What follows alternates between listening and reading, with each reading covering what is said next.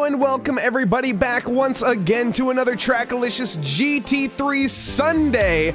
I'm your host Mike Nause, joined alongside me today is none other than the Saagar Bakshi. Saagar, it's Spa-Francorchamps, it's night, and we have a lot of drivers on the grid tonight. How are you doing? I am super excited for these 42 drivers to take to the grid tonight. This is going to be exciting. The qualifying session is already getting underway. Drivers are super close to each other out on track right now, so that means that the race will be even crazier going forward. I am super excited for this one. How about yourself, Mike? Oh my goodness, if this race is going to be anything like last week, we had a tight finish at the line over on the previous track. And of course, that previous track was Paul Ricard over in France. We're taking a little hop, skip, and a jump over to Belgium. And now going to be racing at the Spa-Francorchamps. But it was about a 6-second lead for the likes of our current championship leader, Jeff Spangler, after the season opener. Quinn Smith going to be coming ahead of Ollie Raza by, well, just about a hair, if you do say so. It was a very tight margin at the end. Kenneth Portis II taking fourth, and Jace Wright running in fifth for the time being. But Saagar, as we get ready, though, to hop down, or I guess before we get ready to hop down, as I have to ramble on here for a minute about our calendar and so on and so forth, just want to say a big welcome to everybody that is here in chat. I see we got Provolone, Karu, Wet Socks, Dink Donk, Vidique, everybody there, as well as Saagar in chat and myself. Over on the Twitch side, and of course, we are live on YouTube. We got David Anthony and Sasha over there as well. Welcome you, everybody. Hope everyone's having a lovely evening, afternoon, or morning, wherever you are in this fine world.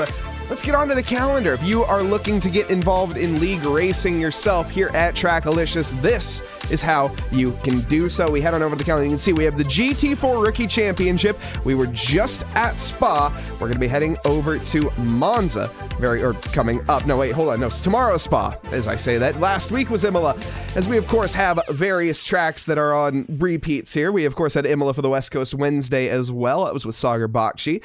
We as well have the GT4 Open on Monday. That'll be, as Spa-Francorchamps as well, open to absolutely everybody. The Rookie Championship is open to rookies and seasoned rookies alike, and nobody else. So if you're looking to maybe get involved in sim racing and you're thinking, man, I want to get league racing, but it's a bit intimidating to do so in the bigger, more intimidating leagues, well, this is the league to start out in for sure. We as well have some iRacing championships as well, the NASCAR Truck Series, along with the iRacing GT4s. That's going to be on Tuesdays and Thursdays, with, again, Wednesday West Coast coming up this Wednesday at the Glen. The Glen, of course, being the track that they raced NASCAR at for all the series this weekend. It's neither here nor there. GT3 Championship is what you're watching tonight. Next week, COTA. Everybody's favorite track, right? Right, as I smile and grit my teeth. Spooky Suzuka is coming up as well, October 30th. That's going to be a livery competition with the Sun Sprint at Zandvoort in November 3rd. Flooded Silverstone as well for our other one-night special championships. We also have the GT3 Hot Lap and GT4 Hot Lap series. Those are not listed, as well as, I think, one other. What am I forgetting here, Saagar? Am I forgetting? I don't think I'm forgetting. Never mind. I think we're covered most of that. But of course, one thing I'm forgetting is the patrons. I wasn't forgetting you guys. I could never forget you guys. The V12 Exotics, especially the V8 Muscles, the Inline 4s, and all of the donors, Twitch supporters, followers, and any viewer that is here. We thank you guys so much to make what we do here possible. Now, Saagar, I think I've rambled on long enough. Why don't we head on down to the action? Man, one thing I wanted to highlight that you said earlier was the GT4 series. Well, thank you very much for the subscription, Oven20. Appreciate the gifted sub to one viewer. One thing I did want to highlight is how important the GT4 category is for Tracklicious, and how that's a great stepping stone to basically get exposed to overall racing, period. Have smaller type packs, and then have a more comfortable car that isn't necessarily as aggressive as these GT3 varieties. It really is a good category to dip your toes in. And obviously we have the track guides every single week on Tuesday, if I'm not mistaken. Correct. That are posted the week prior. That'll help show the viewers how to navigate the track by an esports pro. So if you're interested, if you want some one-on-one track guide information, make sure you stop by for those track guide videos. They are streamed live on Twitch and on YouTube, so go ahead and check them out. And then ask your questions. As we saw, just a little bit of a nasty spin there in the background, but don't spin out on track in the GT4s, but this is your chance to ask an esports legend how it's done. I'm having trouble with this corner when I'm driving the GT4s. What can I do a little bit better? So great points that you made, Mike, during the calendar. Thank you for bringing that up. Yeah, for reference, everybody, I am not the professional esports driver. I will be there in the stream. I am not a professional esports driver. I wanted to be for a long time, but I'm not. I'm washed up. But we do have Amadeo Castorino, who will be there joining us, and he is the SRO Silver Champion, as well as just raced in the SRO Series just last Saturday. Had the pleasure of last Saturday, that was yesterday. Had the pleasure of commentating that race over on SRO, so big thank you to anyone that did tune over to that. Always knew Mike was a pro. I mean, technically, it's weird to say Prime on the podium. Let's go. Prime using his Prime sub for 4 months. My goodness, that's almost a year. Thank you so much for your continued support, Prime. But I technically am a professional esports commentator, but not a driver. We take what we can get, chat. We take what we can get. One significantly more impressive than the other. Let's just be completely honest. But yeah, we'll just end that conversation there, unfortunately. So many hydrates. Let's hydrate, Saagar. I think it's time. Let's hydrate.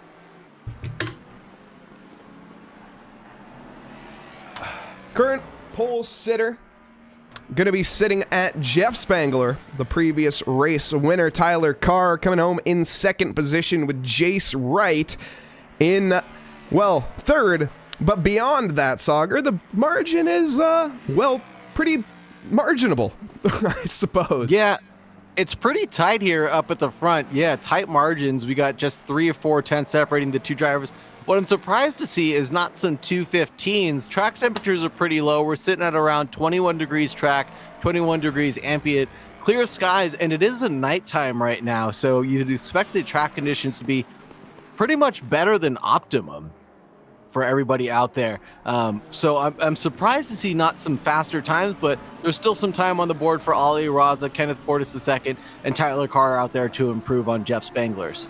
Yeah, of course, night racing, the track temp is a little bit cooler than you would normally have. I mean, 21 is pretty average. In fact, pretty warm for the Ardennes region that we are currently in, to be completely honest. But all in all, no fog, no nothing like that. The ambient pressure and whatnot is all going to be pretty bog standard. Not like real-life racing. If it was going to be night here, the fog tends to set in very thick. So a bit of miscommunication there between those two drivers. Jace Wright getting impeded on. He wasn't actually on a lap, though, in that GT3 AMG getting in the way of another car. That was a bit dicey. That's Harold McDonald out there on track. Needs to be very careful of impeding. Thankfully, I don't think anyone was on a hot lap, so it didn't quite make any fuss of that. Now, though, Kenneth Portis II, one of the drivers that could potentially win here tonight, dead even times with Ali Raza. Dead even times with Ali Raza. That's there at 5th and 6th place right now. And man, Ali Raza being down in 5th and 6th place, kind of strange to see him so low on the leaderboard, but that just shows how much everybody's improving season after season, race after race in these divisions as well. We're obviously attracting a lot more people. I think we've got at least 5 F&M cars now, so the whole gang seems to be here.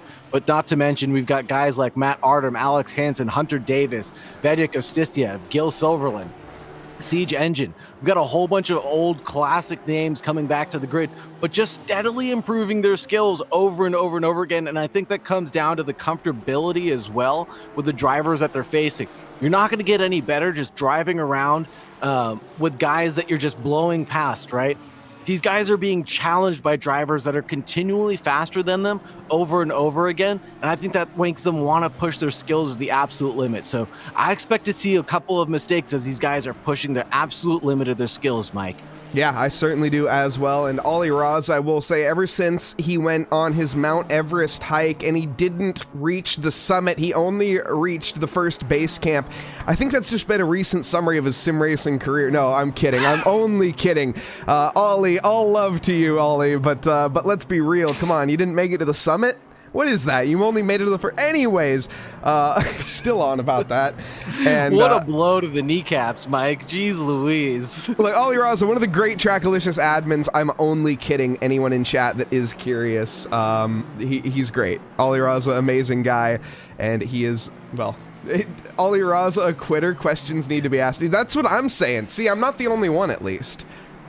A lot of times the reason why you can't get to the summit is due to weather fluctuations there at Mount Everest, them changing every day, every couple of hours. It might not have been ideal conditions for him to make it up to the summit. So Ollie Raza, my heart goes out to you for making that trek out there, that voyage out to Everest, and then not being able to make it to the summit. I'm going to say it was due to limiting factors, not to a lack of skill there. How dare he not risk his life?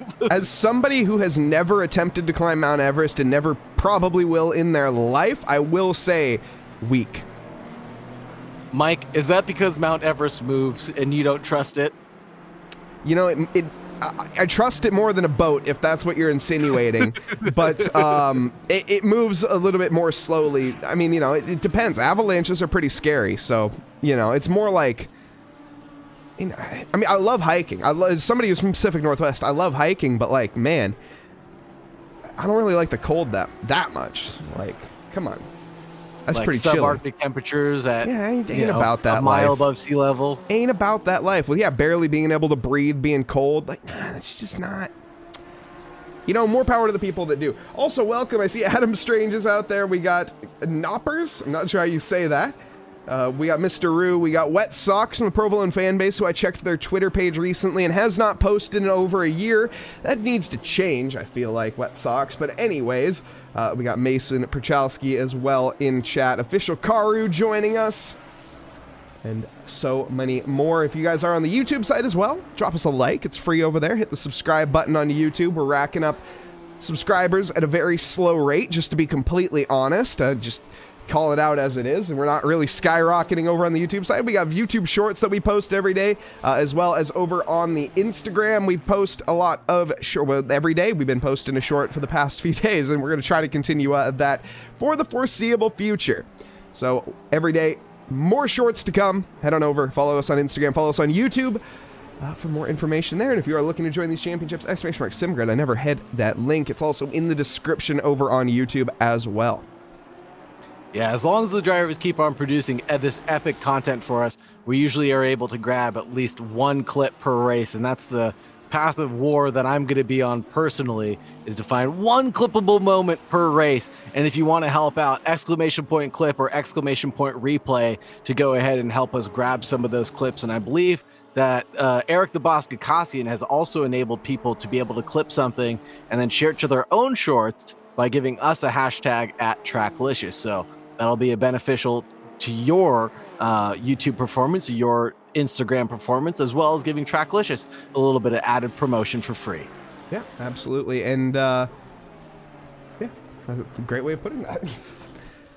But either way, Kenneth Portis the second here, a second off the pace. Jace Wright also a second off. The top here is very, very close. Tyler Carr coming home in second. Wilson Fernandez for Brazil coming home in third right now. But Jeff Spangler is the one that's pretty much unanswered in the Madhouse Racing machine. Let's see, the Trans-Pacific, a livery that I think I missed last week. Brilliant, look at that. Very colorful, lots of geometric shapes, I suppose. I'm not sure what the proper term is for that. But he is going to get impeded on. Ooh, and this is a 2/10 improvement lap into the bus stop chicane. Jeff Spangler gets held up. Now, is that going to be a bit of team play potentially here as we see the Fear Nothing car? Also, is that a Fear Nothing car? I cannot tell who. Let's see. That was Jacob Curtis in the Fear Nothing car. Tyler Carr now has the opportunity to get pole position. Jeff Spangler had both of his final laps impeded on, and that's going to allow Tyler now to potentially rocket one up into pole. He needs to find the lap of his life, though, and get the hammer down. 4.5 tenths is the gap for the time being. A little bit of a wiggle out there at the end of turn 1 isn't going to help his cause, but with a 2-minute lap, there's always room to improve anywhere that you end up looking, as long as you don't breach those track limits. Hopefully he's got some time to gain at Pouon at the second chicane. I'm sure he'll be able to improve by just a little bit. He's about 37 seconds into his current lap right now. We'll see how he does in just about a minute from now. And Provolone is in pit lane. Unfortunately, we cannot do a full onboard lap with him right now. We will do one during the race. If somebody reminds me, please keep me honest on that, because I will forget. There's a lot going on here, chat, and not doing it on purpose. I do just apologize. If you remind me, I will get to it. Wilson Fernandez also contending for pole position. Ali Raza as well. Tyler Carr has blew it at the last opportunity and invalidated the team play. Not quite enough there. Wilson Fernandez for Brazil gets held up as well. Lots of impeding going on in this qualifying session. You would think that with a 4.3 mile or 7 kilometer circuit, Saagar, 19 corners, 9 to the right, 10 to the left, these drivers would have a little bit of clean air, but no, we're not quite seeing that. No, especially not with these 42 drivers out on track. Even with 5-second gaps between them, you're bound to catch up to someone in front. One thing I do want to remind you of, Mike, is that Vedek Ositsiev had requested 2 unused livery deep dives this stream, one for Jace and one for himself. Okay, sounds good. We will get to that on the outlap. Saagar, try to remind me on the outlap for that one. That's the best time. It's the best time to do it. That's a night race, so we're not going to be seeing the liveries as great as we could.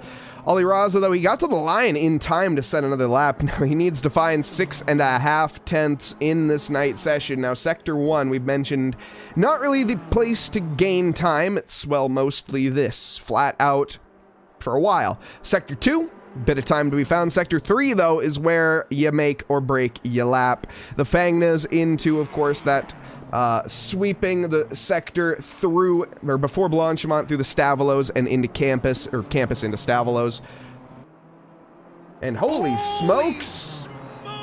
Doc Milwee, 12-month sub gifted, 12 months gifted courtesy of Whelp Cakes, has entered 5 months. Interesting way to put that, Twitch, but Doc Milwee subscribing for almost a year. Thank you so much. On his way to a year for sure. Someone requested a fun fact, and I've got one for you. This might not be fun, but it's a fact. The minimum temperature to fry an egg, just in case you're wondering, 130 degrees Fahrenheit, 55 degrees Celsius, and it takes 20 minutes to cook at that temperature, just in case you were wondering. There you go, chat, in case you needed to cook a perfect egg with Saagar. Get your heat gun out and make sure that you have it at that. Or just in case anybody was trying to fry an egg on top of one of these hot GT3 tires. Tires are going to be cooking a little bit. Spa's not a track necessarily that's going to have the highest tire wear. It's not going to have the lowest either. But you got a long straight to cool the brakes down on, which will allow them to get back up to temp. It's a lot of heat washing, to be honest, or what, I'm not sure what the proper term is, to be completely frank with you. But Ali Raza here, he is coming through the bus stop chicane. Can he find the pole position, or at least can he find a podium position? He's going to be heading to the line here. It's not looking like enough for pole, but it is enough to overtake Wilson Fernandez, and he is still ahead there of Timothy in the 531 Fear Nothing Moto. A few more drivers to go, and by that, I mean nobody. That's it. Qualifying is done and dusted. Jeff Spangler takes the crown for now. Yeah, Jeff Spangler with a commanding lead right now, about half a second even. Oh, and we switch right over to daytime racing, it looks like. This will be a shakeup for all the drivers now. One thing I do want to ask you, Mike, is what do you think about strategy then? You're absolutely right about the tires washing out the heat dissipation coming down from some of these longer straights. What do you think that the drivers are going to be up to? 180-minute race, mandatory refueling required, optional tires, and no fixed refueling time. I don't think we're going to be seeing tires taken. Paul Ricard was a bit of a track that maybe was different. I don't know. We've seen it work. We've seen it not work. It's we'll see how it rolls. I think it's going to be a very reactive strategy today. One thing about Spa that I often say is I don't think it's the most important for strategy. I think this is more of a track that you need the pace. I think it's just a driver's track. It's better to be quick here than it is to have, I think, a better strategy. Obviously, strategy helps, don't get me wrong. But I don't think you're going to make or break your day by not taking tires, by taking tires, by going for a fuel undercut, by doing this, by doing that. It's Spa. You know, it's Spa. I was sorry, I was just checking the YouTube side of things. It looks like we are good. For some reason, did not. Also, U4IK_ST8. Thank you for the follow. Much appreciated. We got John Wad in chat as well. Let's get on in here, though, and let's meet our drivers. Starting us off here up at the top, and for pole position, it is Jeff Spangler in the McLaren, the number 9, with the for Madhouse Racing. Tyler Carr alongside him in the Fear Nothing Moto Machine for the Ford Mustang GT3, with Ollie Raza in the Razzle Dazzle Motorsports, and the BMW for 3rd position. Wilson Fernandez, 4th quickest here tonight in the 888 for Brazil, with Timothy Jedubal, so sorry, in P5. Kenneth Portis II in 6th, with Quinn Smith in 7th, previous P2 sitter, now down 5 positions where he finished last. Some work to do tonight. Vinico Tsitsiev coming home in 4th, with Gil Silverin in P9, not 4th, 8th. Gil Silverin in P9. CJ Engine rounding out your top 10 in the CJ Engine Works, with Tyler McCullough, Fear Nothing Moto, in 11th. Jake Terrell coming home in 12th for the Team WRT BMW, with JP Reed from Down Under in the Honda NSX. Hunter Davis in 14th, with Efren Oken, oh my god, a new driver to the grid here that I have not had the pleasure of pronouncing the name. For Puerto Rico out there, it is Oquendo, I think is how you would say that. Efren Oquendo in P15, alongside Jelson Cruz for the 777, Matt, our team, 17th quickest from qualifying, with Harold McDonald Company in the AMG in 18th. Alex Hansen, 19th quickest, with Casey Schutte, the 444, in 20th, and rounding out your top 20, Andre Alex Afonso in 21st. Ruggiero Santos, 22nd for the Scuderia Racing T-Rex team. Anthony Kelly, 23rd with the Fear Nothing Moto. Patrick Dubois in P24 with Ramon Torres in 25th. Another Puerto Rican driver out on the grid tonight.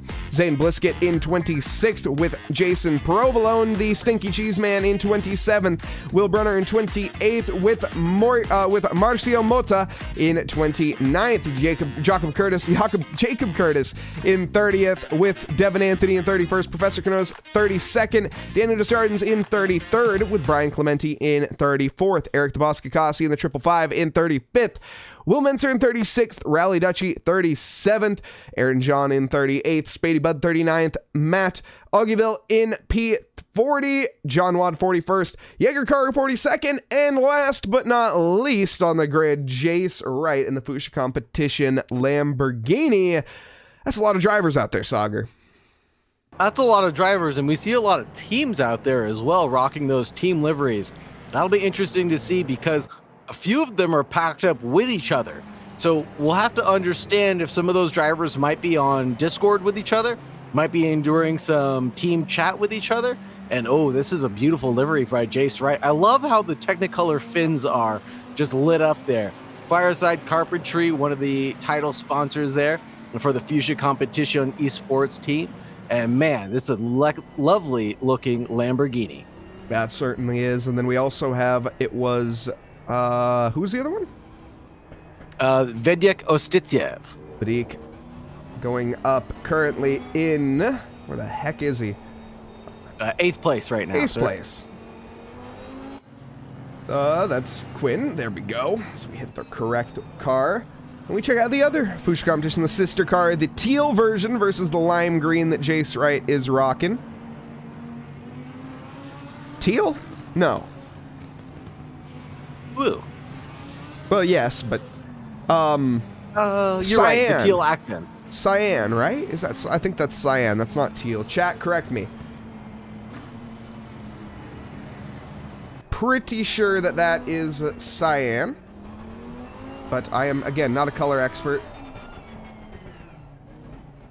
I'm going to fact check you right now. Somebody in chat's got to know, let's be real. Cyan it is. Blue. Yeah, I thought so.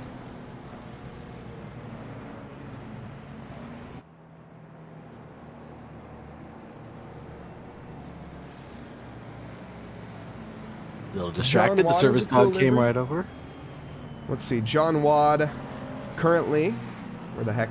We got so many drivers on the grid. Finding one driver is a miracle. He's got just the basic, the red. The scarlet red Ferrari out there for the Scuderia 95_296. Do I have the proper livery? That's the question. Let me check out driver number 41. It's Marlboro? He's driving a Marlboro livery, yes. I don't think I have it. You must not have it, sir. Disappointing. It is a classic Scuderia Ferrari Marlboro livery written on the back rear quarter panel. Obviously that 95 and being illuminated with the number plates. It looks pretty snazzy. I wish we did have it. That's unfortunate. Well, I did download liveries. I know there was a mistake with liveries, but anyways. We don't go green just yet, chat. Don't get too excited. We are lining up 2x2 Noah's Ark at this point, but the drivers go through the first corner. We'll pre-hydrate a little bit here.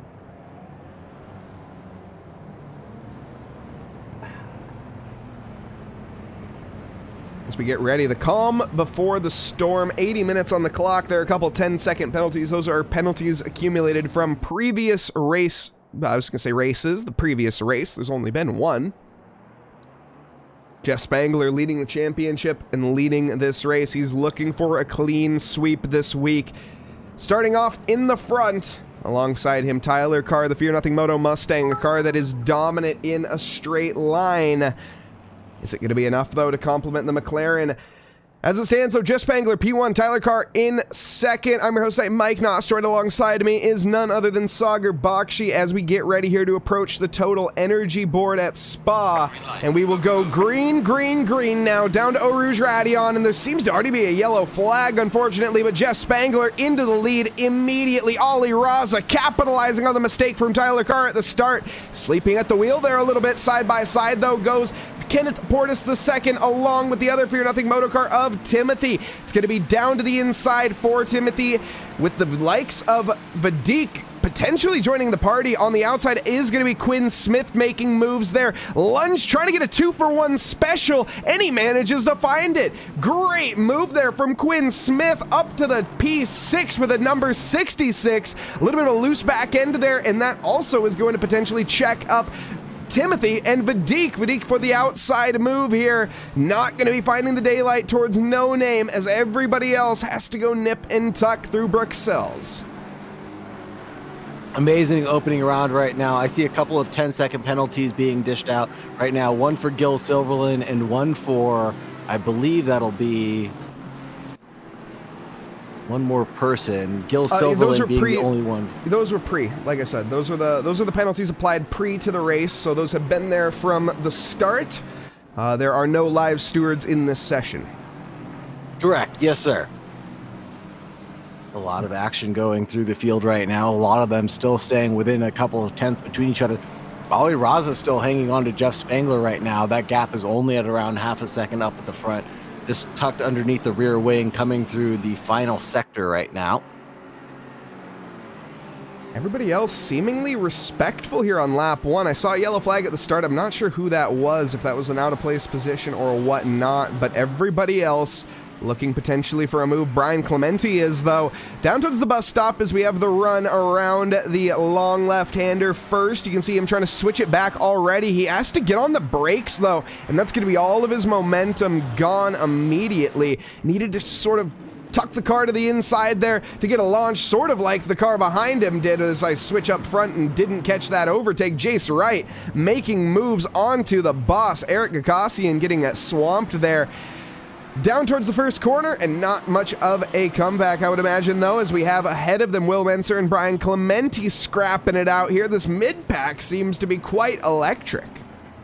Yeah, definitely going for opportunistic moves. And there's another overtake going on between Will Menser and Brian Clementi. Again, overtaking opportunities presenting themselves from the tiniest of mistakes. And we got a little side-by-side action going on right now between Jace Wright and Clementi, and then backs out of it immediately as they come up the uphill section. And Eric Kakassian's trying to recover that position back onto Jace Wright. Yeah, Eric's got a lot of work to do here battling Jace as they seems like behind him there's also a little bit of action going on. That's going to be Mota under threat from Spady. Bud to the inside. Oh, Bud is long gone and missed his braking zone there a bit. Manages to keep all 4 tires on track, but tries to save it. And as a result, drops not 1, but 2 positions. Does come ahead there of Augieville. Not the worst recovery, but a little bit of an ambitious send. At least I'm not sure that was a curse. Side by side, Eric Kakassian, he is under threat from, oh no, he's making moves on Brian Clementi as Brian is going backwards and straight into the back of Eric as well in No Name. That's going to be 2 free positions for Mota to the outside of Puan. Actually, is it? He's going to have to make it stick for a long way round. The Mustang, though, commanding into the mirrors. Very intimidating threat there. Brian Clementi, I think Mota ever aware of the situation that had just happened beforehand, and he did not want to find himself part of that. Yeah, not an ideal situation for that Mustang to get bumped into the back of Eric Kakassian, but Mota definitely didn't want to replace Eric Kakassian in that sandwich there and get bumped in the rump himself, or give the opportunity to get bumped in the rump himself. Here's Quinn Smith chasing down Kenneth Portis II right now, and this is the battle between 6th and 5th.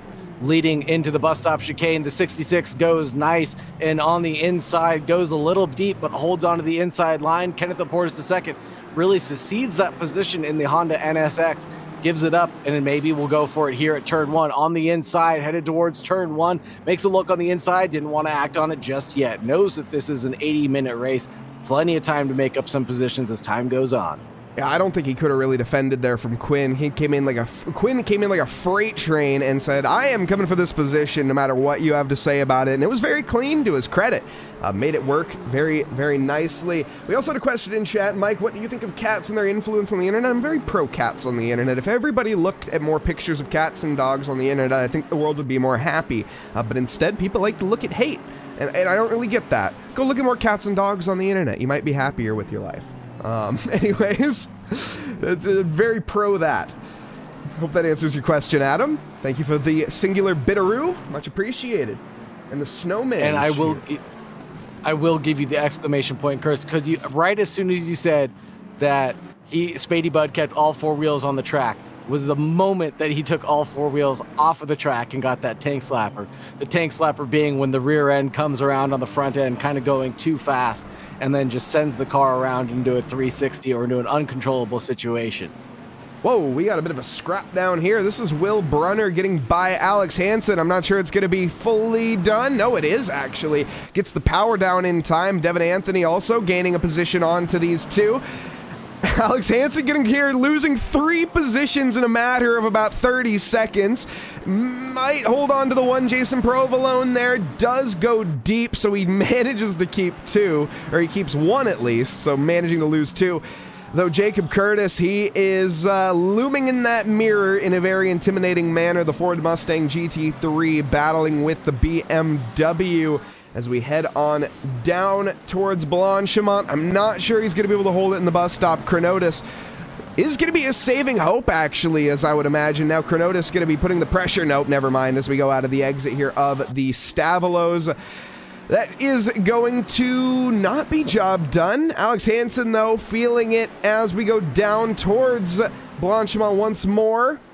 The bus stop chicane will be the opportunity. Chronotis kicking up some dust, and he's finding a run as well. And we're going to go 3 wide, potentially into the bus stop. It's going to be down to Jace Wright to back out. He does. The Fear Nothing moto car, though, of Curtis getting alongside, and he gets the position from Chronotis. Still now back to 3 wide as this kerfuffle is never ending. Jace Wright has the inside line. He should be able to defend this Chronotis behind, able to get the position from Provolone. I think the real loser is going to be Chronotis as he runs wide. Everybody, it's just a battle of mistakes right now. Yeah, battle of mistakes right now. Just one tiny little hairline fracture in your armor is going to be the wound that everybody is picking open right now. Just one little offline moment. If you're not carrying the same amount of speed as the car in front of you or the car behind you, let's say, you're going to be left open to the inside. And here's a prime example of that. A little side-by-side accident between Jacob Curtis and Jace Wright out in front. And it looks like Jacob Curtis is going to be able to go there on the inside. Won't be able to hold on. And who is that spun around the outside there of the first chicane? That's Efren Oquendo, who spun around, and then the 4-pack that we're watching here just is able to go through during the green flag section. Gutting for Efren, his first race here at Trackalicious, and it seems to be ending in tears. You absolutely hate to see it. Now, as it stands, though, one thing that I was keeping an eye on was our race leaders. These two haven't necessarily had the opportunity to battle just yet, but Jeff Spangler is only ahead of Ollie Raza by about 0.8 of a second. Tyler Carr now about a second and a half away from Ollie, and Wilson Fernandez, though he is, sort of a bit of a butterfly in a windstorm right now, in my opinion, and he'll be trying to make moves up to the podium. Yeah, and who holds on to the fastest lap right now is none other than Ollie Raza with a 2:18.205, a couple of tenths or hundredths faster than Jeff Spangler right now, and that last lap just being their fastest laps of the race, just getting unleashed right now. I expect these times to come down just a little bit as the temperature in the tires rises, but as you said, the strategy will be the most important thing here. Tires or no tires in this 80-minute race will dictate everybody's pace and when they're going to take that mandatory pit stop. Well, I said the opposite, to be fair. I don't think strategy is the most important thing here. I think your pace is going to be the more important thing than your strategy overall. It's a very, very long pit lane. That's kind of why I say it, and that's why there's no real benefit to pitting at all. It's just pitting just sucks on this track, to be completely honest. So, I mean, it's mandatory. You got to do it. It's just a matter of when. Does it matter? Maybe. We'll see. We'll see how the strategy plays a role here tonight. Spa's just never been the strategic decider, in my opinion. That's fair. I'm just thinking more along the lines of when you get towards the end of this stint, this 80-minute stint that we're having these drivers go through right now, you know, I expect the pace to drop down somewhere around the 20s maybe at the end of this 80-minute stint. So if someone's able to gain a couple of seconds here or there, especially with running a lighter fuel load throughout their entire first stint, perhaps if they split this race in half, they can maintain those 2:18s for a longer duration. It won't be a deciding factor, let's say, but it will give someone an upper hand to try to make passing opportunities happen here towards the end. I cannot disagree with you at all, Mike. I think you're right. The long pit lane strategy is just going to make this thing a little bit more cumbersome for the drivers to want to sit there longer than necessary. Yeah, it's like I said, we'll see. We'll see what the drivers decide to do. I'd imagine everyone's going to take tires. There might be an outlier. Again, I don't know. 80 minutes is kind of like where you can not take tires if you want, but you'll be risking at Spa. You probably don't want to risk it. You probably just want to play it safe. Welcome, Pat Award is the best, and Pat Award's #2 fan on YouTube. We are live on YouTube in case anyone was curious and did not know. ! YouTube in chat. You can also find every single day clips. We post YouTube shorts, and we also have an Instagram that we do that on as well. So check that out if that's something that interests you. If you haven't gotten enough of me or Saagar, that's the place to find more Trackalicious action. Hopefully not the embarrassing jellyfish phobia kind of clips, right, Mike? I mean, I'm all right with it. I like, look, it is what it is. I'm not proud of it. It just is a fact. Welcome, Jimmins. I would love to race, but you don't have a sim wheel yet. You just use your PS5 controller. That is the perfect candidate for a Rookie League driver if I've ever heard one. Get signed up on SimGrid, get Rookie League racing, and get acquainted with some of the drivers. One of the drivers out here on track tonight used to be the literal controller king. That was his nickname. He has since switched over, though, to a wheel and pedals. Where is he currently sitting at as we look for Jace Wright? Where's Jace? This might be the... Did he disconnect? This might be a bad example. Normally, Jace has been doing quite well, but I will say we are down to 40 drivers, and I don't see Jace's name out there. So I think he might have had an incident, which is not... Look, Bad example, but good example at the same time. He is a controller king. Sounds like a 50s supervillain. True. True, true. That video made Adam Strange laugh. I can't watch SpongeBob. SpongeBob is my favorite cartoon. But anyways, Jaeger Karu, I will admit though, that look. They still make me uncomfortable. I'm not gonna lie. Jellyfish just don't make sense. It's beside the point, especially the SpongeBob. SpongeBob ones are fun because you get jelly out of them. That's how jelly is produced. So it's great. Have you seen the jellyfish episode on SpongeBob? Oh, that of course. One is probably it's a little messed ones. up, but it's certainly entertaining. The jellyfish queen coming in at the end. Oh, the best. JP Reed in the Honda NSX. He's got a lot of flags on the top of his car here. Let's see, as he's going for a move, we'll take a look at the flags in a moment. Jake Terrell under threat with it's Gil Silver up ahead with a 10-second penalty. This is looking pretty good for JP Reed, but we are seeing the unfortunate disadvantage of picking the Honda NSX. It is extremely slow, and he isn't able to make a move onto the BMW. It has enough of a run to make the position held. Let's take a look here. I'm curious what is on the roof of this car. We got a lot of flags. They're all the different racing flags, I think, for most of them. But then what is like... I think one of them's like Pepe the Frog, and then one of them's got a llama or a donkey on it. Is that Courage the Cowardly Dog? I'm not sure. It's cool. I like it. I'm not fully sure what I'm looking at, but I mean, the racing flags are definitely on there. I saw a green flag, black flag, checkered flag, things of that nature.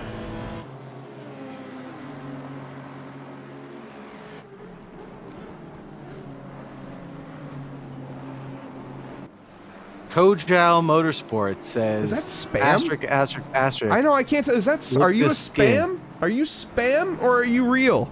I need to know. I can't tell. That's anyways, Quinn Smith making moves here. He's trying to find a move. Holy smokes. Oh my goodness. I thought we were going to be having a repeat of what we saw today. Anyways, I'm not going to spoil anything there. Quinn Smith almost in tears with Tyler Carr there. Efren Oquinendo has another stop-go 30, I'm just realizing. Just served one and then now has another one to add to his race. I'm not sure. Oh, it just cleared. Okay, so he served one and now his pit stop seems to be done. Poor Joe, I appreciate it. No worries, man. I had to check. That was all. It's all good. I appreciate it. I'm not sure what you said. Did you say a link? We don't allow links in chat, if that's what that was. But yes, agreed. We just had to check to see if you were a bot or not. But thank you very much for clarifying that you are indeed not a robot, and your English is just fine as far as we could tell. Just weren't sure if you were a bot spamming links or not. Saw a lot of sad Logan edits today. I've also seen a lot of sad Logan edits recently as well. Ryan Conlon also joining us over on the YouTube side of things. Welcome. It has been disappointing, but Colapinto, boys, let's go first off. Anyways, moving on. No spoilers from Formula One chat. Sorry, I just had to say that. Eric Akasian in 26th position going for a move into the bus stop. The 555 on the 98.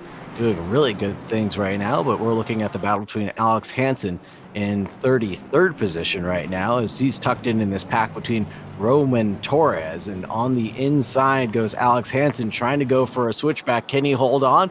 No, he cannot, and Alex Hansen falls back to Ramon Torres, and he goes forward in that McLaren. Heck of a send.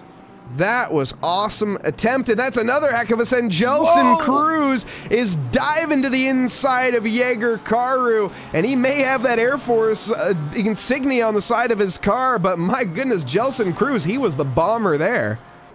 Yeah, looking like he could fly for sure up into the inside line there. Was trying to overtake more than one car at once, but was able to get that one done neatly, and happy to see that it didn't involve any sort of calamity did not involve any sort of calamity, Michael.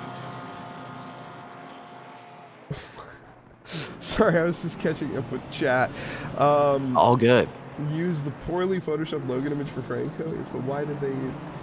I'm not sure. What do you... I gotta say, when I was watching... Okay, hold that thought. As I pull up my ACCT. There we go. Daniel Desjardins doesn't make a move. I joined it late there. Alex Hansen, he wants the position from Ramon Torres more than anything right now. He is chomping at the bit. Down towards Puan. He's not going to be... No, he is going to be making a move. Oh my goodness. Brace yourselves, chat. Here we go. He backs out. No, I thought... No, he's going for it. Terrible camera angle. Absolutely terrible camera angle. He made it happen through one of the most difficult corners on the planet, and Ramon Torres is under threat immediately, but that is Daniel Desjardins in too deep. The TNR AMR is going to be spun around, and that is unfortunately going to be a bit of a you reap what you sow in this case. Ouch, big accident there, but beautiful overtake between Alex Hansen and Ramon Torres. Beautiful overtake at, like you said, one of the most difficult sections of the track to maintain the grip there on the inside line as well, making sure that he doesn't drift out wide. Here's Brian Clemente. Whoa, that's a big send. It might go into the back of Eric DeBosca-Cossian, and it sure did. Brian Clemente goes through, and who is that also involved? That was Spady Budd, if I'm not mistaken, getting involved in this. Let's check out the replay, Mike. So Eric, nice and tidy through Blanchimont. We're going to keep an eye. Eric is the gold car. They're side by side behind, and unfortunately the 21 there misses their braking zone by an approximate football field and clatters into the back of the GTR.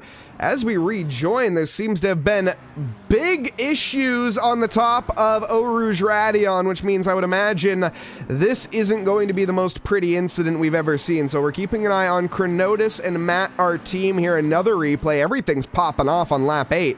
So Chronotis through Eau Rouge Radion. Oh, loses it like Lando Norris, unfortunately, back in 23. Now, what happened to the other car, I'm not fully sure. But, interesting, or not 23, it would have been 22, my bad. Anyways. Right? Not seeing any incidences for the 22 myself on year of 22. That was in the year Norris. Of 22. That was the Lando Norris crash, wasn't it? That was the flooded spot. Chat, you're gonna have to remind me on that. Was that 20? That was 22, wasn't it? Or 23? 22. Someone please help. Big accident between the 83 and Matt, our team, like you were saying. That happened at 18:57 in the race. Big accident going up through Eau Rouge Radion. A little bit of collision happening side by side, and the BMW collecting the Audi R8. All Lando's crashes blend together. Honestly, most true statement of the night.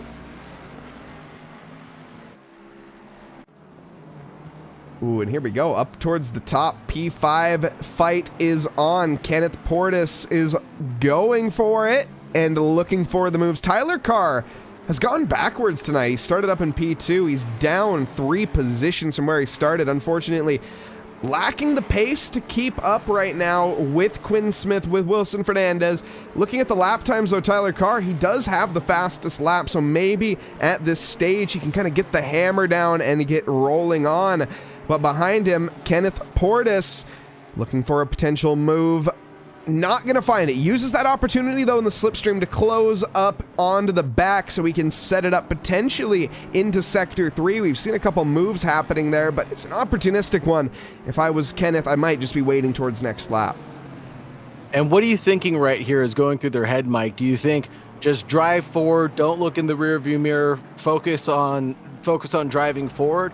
Or do you think that Tyler Carr has got this inkling, hair sticking up on the back of his neck, knowing that Kenneth Portis is right there in the waiting wings? I mean, he's 1 second off the back of Quinn, and on the previous lap, he was not quicker than Quinn, so he's definitely thinking, I need to use Quinn right now as my advantage. I need that slipstream coming down the Eau Rouge Radion onto the Kemmel Straight. If you don't have that slipstream, you're going to be pretty much left for dead. The only real advantage that Tyler has here over Kenneth Portis is the best overtaking spot for him is going to be down that straight, and of course we know how quick the Ford Mustang is in a straight line, and we know the Honda NSX is not particularly quick out of the corner in a straight line or through a corner either. It is used to be one of the best cars of all time in this game, but since has not held that title. It's since got the Nerf bat, that's for sure. Been punished for it, and I'm sure the real-world drivers of Sheeta Monk don't really appreciate the lack of love that the NSX has gotten in ACC, despite the NSX being a notable staple in the IMSA category since 1991. Little side-by-side action between Timothy Jebudal and Vedyek Ostitsiev for the Fear Nothing Moto versus the Fuchsia competitions, and we're headed down towards turn one side by side. The Fuchsia competition cars holding onto the inside line, really going towards the apex as if nothing was happening there. And the Fear Nothing Moto cars are nose to tail right now. Timothy Jebudal and Tyler McCullough all chasing down this Fuchsia competitions car. Will they work together, or will it end in tears as we head up the hill? Now they're still side by side. They're not holding back whatsoever. A little bit of track limits exploration going on between the two drivers. All three of them really having an exploratory move. And now we head down the Kemmel Straight going towards the chicane. Who will be nip and tuck right now? The Fear Nothing Moto holds onto the inside line. The Fuchsia competition on the outside line in that Lexi Lambo.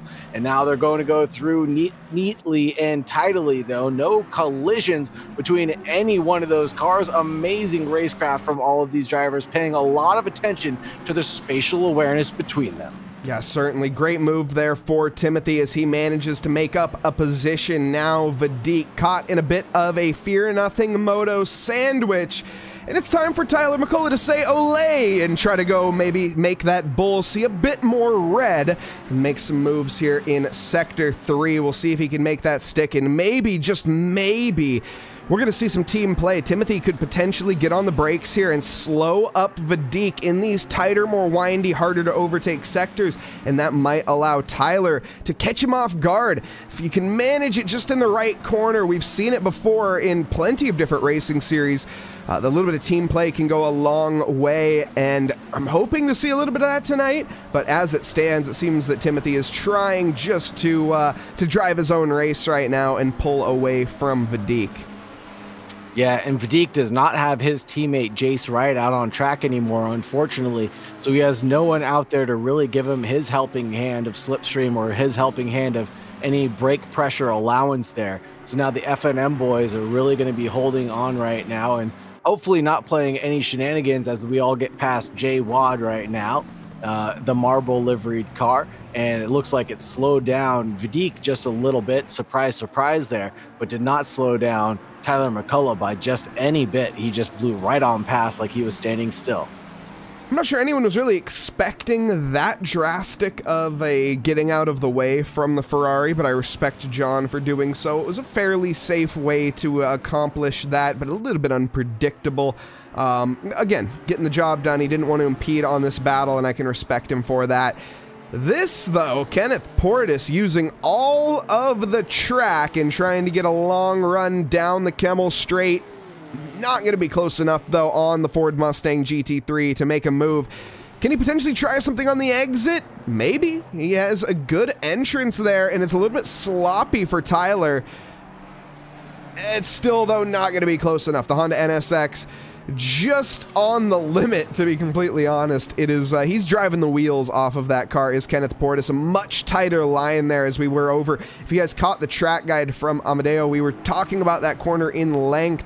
You want to sort of, it's a double apex through that corner, and you want to run it a little bit wide. That's going to be a much tighter, much more aggressive line, but I think I like the line from Tyler a bit more. Of course, he does have a heavier, more lumbering machine. The GT3s, though, with more downforce, able to contend there. Kenneth, though, not finding much ground.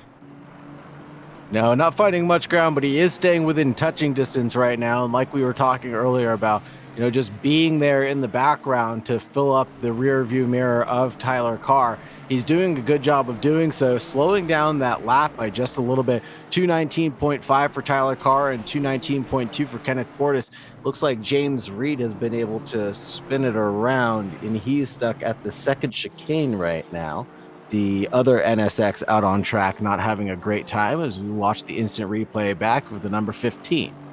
Yeah. Ooh, and that is a fully unforced error. Everybody managing to avoid it? Yes, he does. JP gets out of the way and has no other drivers involved. It's a big time loss, but he does rejoin in 18th behind Jacob Curtis. He has, as a result, dropped 4 positions from where he started this race. Not quite where he wanted to be, but it is the life when you drive a non-meta car. Tyler Carr and Kenneth Portis II, as at least Kenneth Portis II is able to capitalize on a big mistake from Tyler Carr right now, and he is in front of the 2 drivers right now, and that's Tyler Carr losing out from one tiny mistake, and that NSX is able to go through. But will that Mustang, with its long, lanky legs, be able to chase down the NSX here at the end of this long straight? I think so. The gap isn't even that close, but I think that Mustang just has a better top end over that NSX, Mike. Not quite. He's going to need a lunge and a half if he wants it, and he doesn't. Yeah, the gap, very favorable there. The Honda almost looked even in speed with the Mustang for a moment. Big wiggle there on the front end as the front just not complying with the steering wheel. Tyler Carr struggling for grip at this stage. It should not be tire related. The track temp is 39 degrees. Maybe it is tire related, to be completely honest. Holy smokes, it's a very warm track. But of course we care about the ambient pressure. It's only 31 for the ambient, so that will allow the brakes to calm down quite a bit. But what hasn't calmed down is Vadik and CJ. It seems they've had a little bit of a coming together. Let's take a look at this replay, and this seems to be completely unforced. This is CJ all on his lonesome, arriving on the scene of a crime, and there's a bull parked in the road. Imagine coming home to that, Saagar. One just leaves me speechless. That just leaves me speechless. I can't imagine coming around the corner and seeing a parked Lamborghini just pointed the wrong way, right into your face, actually, and then having to face it and make some sort of steering wheel correction. You're kind of just locked in and forced to drive into it at that point. I would say that that's target fixation is a big thing that they call it in motorsports. Yes, I definitely would agree with you there. It was avoidable, but avoidable too late, unfortunately, and contact ensues. And I would imagine there's going to be a pit stop relatively soon for both of those drivers. Yellow flag not being handled or heated. There we go. Not being heated in that one. Nope. Yellow flags exist for a reason. And that is completely why. True that. We're going to let's look at P13 right now. This is what we're looking at. This is Anthony Kelly from FNM chasing down Vadik Ostitsiev, who's got that damage to, I would assume, most of his car after that earlier collision, slowing down the Fear Nothing Moto car, and he heads into the pits, and so does the Fear Nothing Moto car. This is an early pit stop for a lot of the drivers, don't you think, Mike? Again, I don't think it matters that much here. Also, I was just, my goodness, Tyler almost lost the car through Blanchimont there. I did catch that. That was absurdly close. It didn't look like much, but I can assure you if we went back and saw the steering wheel, it would have been full, maybe not full lock, but that was a bit, I think he went into pit lane, maybe not to change his tires, but more to change his pants. And we see up ahead, this is actually Ollie Raza getting by JP Reed as a back marker. He's still 1 second behind Jeff Spangler, but when it comes to pit stops, like I said, I don't think it matters that much. I think the strategy here is going to be pretty null and void, but I could be wrong. Just looking at the strategies for the pit stops right now, I'm seeing some 32-second stops, some 78-second stops by the drivers that had damage, a 94-second stop for Professor Canotis, 203 for Rogerio Santos, Matt Artem with 298 seconds is that right? Holy Toledo, that's a lot of damage that they incurred from those earlier accidents. Man, oh man, those drivers have a lot of work ahead of them now for the end of the race. I wonder if they return to the garage. I see what you're seeing, but oh, dicey racing. Alex Hansen and Will Menzer. Done now, I suppose. As Will Menzer goes off the track, Alex Hansen gets by. It was very interesting. I'm not even fully sure how to dissect that one. Accidents, I missed it. Honestly, I think we missed it too. Oh, we'll have to watch a replay back of that number 85 accident. Oh, it's off the charts now, but there was a big accident that we missed coming up at Rouge Radion involving Matt Artem and I believe the 83. Yes, it was the 83, a little side-by-side action that just ended in tears, unfortunately, but you reap what you sow. That's what Mike Nause would say, and I think that was the nature of the beast. When you risk going too wide up a Rouge Radion, you kind of are asking for trouble through such a tight, twisty corner. Or you should just plan on using track limits at one of those moments. This is Vadiko Tsitsiev. He has rejoined traffic in the middle of the leaders. Now, this might be the time the leaders want to pit. They have... they got a clean road ahead of them. Maybe not. As drivers, though, continue to pit, they're going to have more and more people spitting out in front of them into traffic, so this might be time just to pull the trigger. That way they don't get... they're not risking getting involved with a potential incident, but the only issue with that is if they pit, then they're going to be put back positions and then having to race other drivers for actual positions. So I guess who do you want to deal with? Do you want to deal with blue flags, or do you want to deal with actual race positions? You weigh it out, and these drivers are going to figure it out. So we'll see if Jeff comes in on this lap or Ollie. I don't think they will. I predict they're going to make it probably another 10 minutes before they stop. Ollie might even wait for a while, but we will certainly find out fairly soon. Honestly, I've been pretty on it, and I'm just going to toot my own horn here for a second. I've been on it for the pit stop calls this season, but I don't know about this one. Like I said, this one's so up in the air because I just don't think it matters that much. I'm gonna take the under on this one, and then Mike Nause is gonna be a little incorrect. I can fix that for you, Mike Nause. Awesome.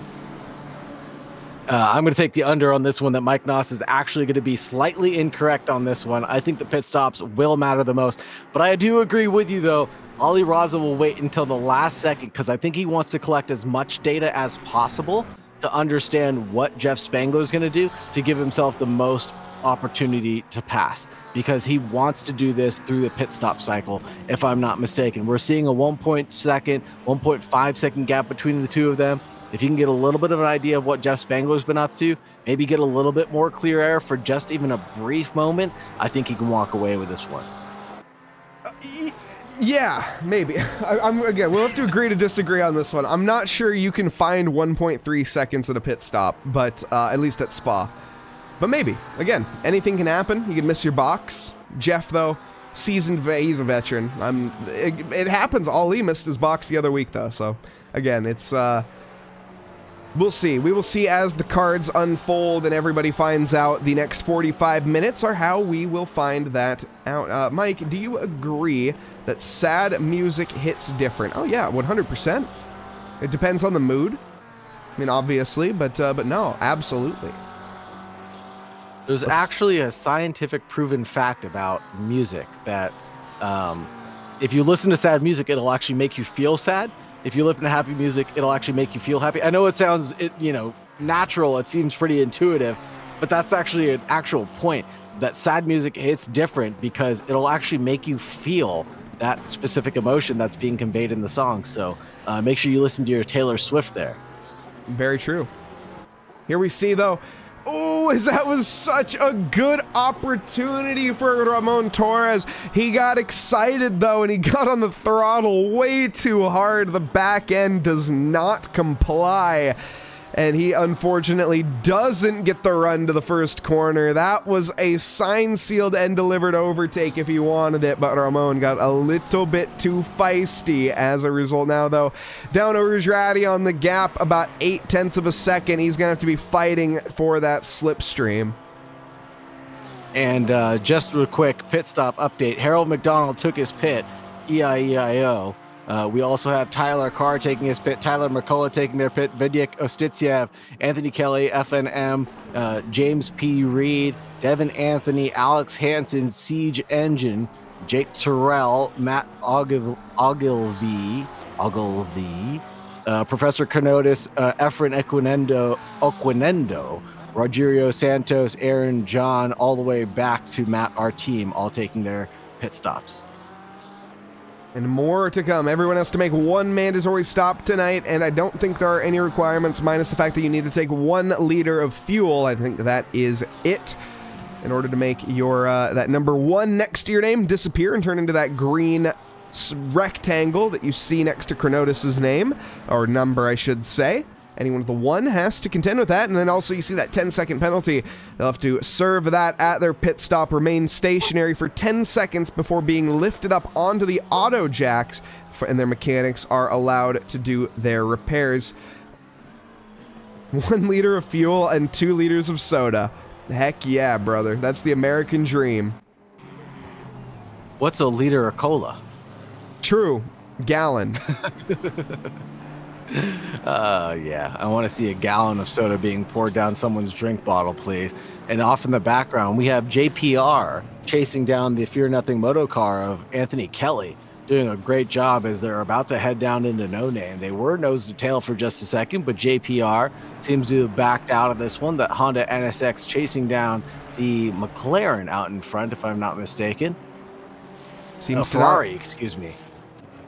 Seems to not be the only nose to tail. We have a special guest joining us here tonight, it seems. Everyone loves it, Saagar. It's all good. Thank you. If she wants to make a debut on stream, she can too. Holy send! Tyler Carr is making up ground on Jaeger Carr. This is a pit stop driver versus a non-pit stop driver. Jaeger not fighting that too much, and Patrick Dubois on the podium for 8 months. That is, in fact, almost a year, Patrick. You are correct.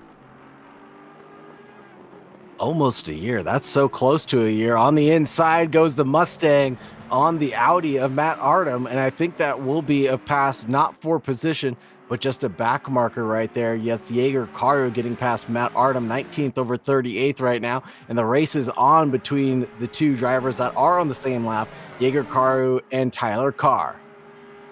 Such a good point, Adam Strange. Why is soda in liters and milk in gallons? Here we see, though, JP Reed side by side with Anthony. No, not Anthony Kelly. Yes, Anthony Kelly. And that position is done at this point. JP Reed gone into P25 for now, but of course, lots and lots of drivers ahead making their pit stop. In fact, P2 has come in. Ali Raza, he's taken the strategy that you wanted, Saagar. Let's see if it works out. Ali Raza, Ali Raza, Ali Raza. Say it in chat now. Ali Raza. Let's go, baby. Jeff Spangler is still staying out there. Ali Raza, Quinn Smith, Wilson Fernandez, Timothy Jadubal, Gil Silverland, Casey Shute, Andre Alex Alfonso also into the pits on this lap.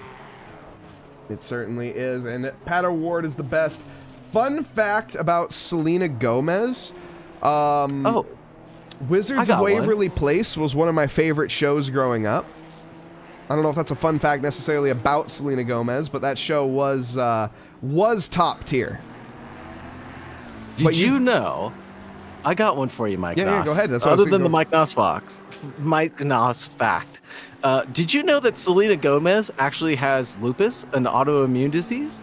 I did not. It is a autoimmune disease that causes inflammatory reactions in your joints, kind of like rheumatoid arthritis, and it's a swelling of the joints, and it is basically suppressed her immune system. And the only reason I know this is because my ex-girlfriend had lupus, and it is a quite harsh disease to live with, and she seems to be doing all right with it due to her treatment. So there's a random fun. I guess not fun fact. I was about to say that's a not so fun fact, to be honest, Saagar. Like it's a pretty grim fact, but hey. But she's doing great with her diagnosis. Well, so that's good. I mean, that's you fun. know. Ali Raza back out on track, penalty free. Wilson Fernandez right in the wing mirror. And with a run down to the next corner, is it going to be enough? No, it probably is not, but they both did take tires. Every single driver we're seeing has elected to take tires here tonight. That does not surprise me. At least I expected it to be consistent. I wasn't sure which the drivers would decide on, but it seems everybody is going for tires, which makes sense. It's a very hot track, 40 degrees in fact, so the rubber is basically being melted off of these tires. That's almost halfway to boiling. We're almost at egg frying temperature, Mike Nause. 55 degrees, just a couple more. That's honestly kind of crazy when you put it that way. Also, livery defect request for Patrick Dubois, the number 87, whenever we get a chance to do that. Wait, hold on. Aren't you 87, Patrick? Yeah, you are 87. Oh, you are still in the pit lane. Come on, I don't want to do it. I can't do a pit lane deep dive. I just can't. Here is, though, Tyler Carr and Daniel Desjardins as they go for a fight here, and I have to maybe sneeze. No, I don't. Okay, the sneeze is gone. We're good. That was a close one. Either way. Now, down into Sector 3, the Fangnas, Daniel Desjardins, he is feeling the pressure, and he's feeling it enough to just move out of the way. He sees that Tyler Carr is on a different strategy, and he elects not to battle. Good respect from the FNM drivers, and there's a lot of respect between the two of them. Realizing that that's not their battle to be a part of is really smart. Knowing your place out on track and kind of being in that spatial awareness to know who's taking their pit stop, who's not, and then just being able to run your own laps at that point. What's the difference between lifting off for one lap or battling it out with someone in your rearview mirror? It ends up being quite a bit of time that you end up sacrificing at the end of the day. Whoa, speaking of time sacrificing, that is Daniel Desjardins taking a different entrance into pit lane than most drivers would opt to. That's the nice way of putting it. Not quite the line is how I think everyone else would say. Yegakaru also coming in. It seems that all the drivers have elected that this is the lap. The tires are done. Everybody has to come in now. We're over halfway through. We have gone through 43 minutes of racing. We got 36 left to go, and Jeff Spangler was your race leader at the start of the pit phase, and he will continue that once Gelson Cruz and Ramon Torres opt for their stops. And Wilson Fernandez actually chasing down Ali Raza right now, about a 2-tenths gap between the 4th and 5th place car on your screen, but this will be the battle for the podium overall. They are on the same pit stop strategy right now. One pit stop's taken right already, and they both just served their out laps, so not a lot of overcutting, undercutting action happening right now, but they are nose to tail as they enter the long left-hander of Pouan. Also, Adam Strange, I almost guarantee you Billy Joel and there's no way that Billy Joel and Charles Leclerc don't have a picture together. I can't find one, but I bet they would get along. Billy Joel goes to races and stuff, doesn't he? I think he would get along with Charles Leclerc. I don't think Charles Leclerc is a great guy to get along with. He seems like a very introverted person. I mean, I bet he's easy to get along with, but he doesn't seem like a guy who's very out there. Doesn't seem very social, does he? He'd make a great broadcaster or commentator, I'm sure. I don't know about that. Anyways, Alex Hansen on the chase. Marcio Mota ahead in the Ferrari. Does defend it. He takes the racing line and managed just to keep him honest enough at the time now. Alex Hansen, he has been at it for a while. We've seen him try to make multiple overtakes. He hasn't, though, had the opportunity to defend just yet. Now we get to see what he's all about there. CJ Engine behind him looking for a move. It's papaya rules, potentially. Karu, I like that. Either way. Tire heat is orange the whole race. Yeah, that is going to be pretty much everybody. It's not just you out there. Alex Hansen, he's going to be feeling the heat, but the real driver that's going to be sweating is Mota, the Brazilian in the Ferrari. I don't know, Saagar, we'll see. Pretty much down to the Kemmel Straight, I think will be the next opportunity. Obviously, there is the bus stop, but I'm not sure Alex has it in him at this stage. We'll see. The Ferrari seems to be holding on pretty well, and with CJ Engine getting into this conversation, he is knocking at the door. Ooh, and Wilson Fernandez and Ali Raza doing it again to each other as soon as they got through the end of the Kemmel Straight. 1/10 separating those two drivers right now, or a little bit less than.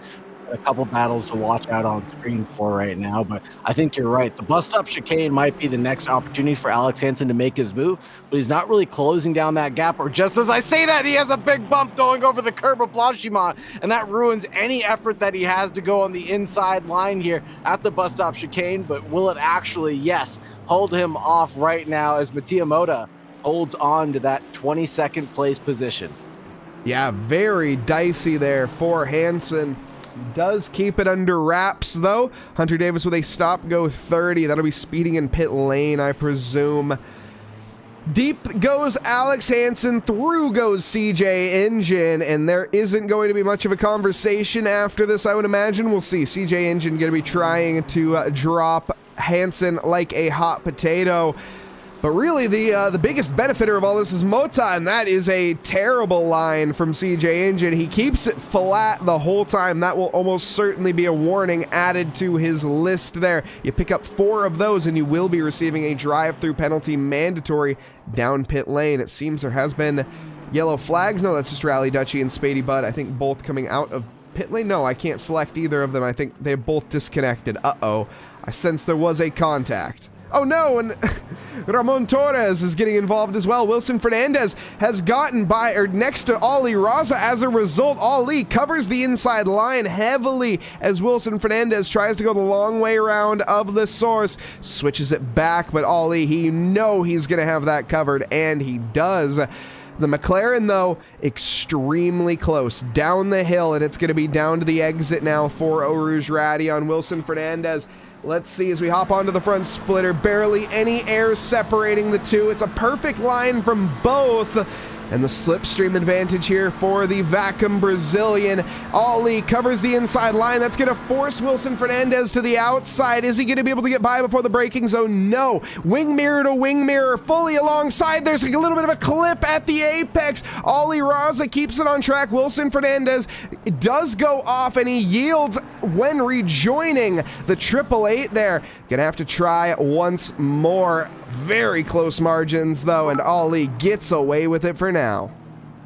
Wow, that was a really great cover by Ali Raza there into turn 1. Knew that he was on the inside line, but he did well enough to slow down by so much that he really covered off Wilson Fernandez in the best way possible. Covered him off, went through the uphill section of Rouge Radion, and then knew that it was going to be a showdown at the end of the Kemmel Straight, and that's where that small collision happened. The 888 just coming over just a little bit, I think, there into Ali Raza's line, not knowing that he was not covered off there, and then just having that tiniest touch, but then these both drivers having such gentlemanlike respect for each other and yielding those positions and resuming the battle that was already underway.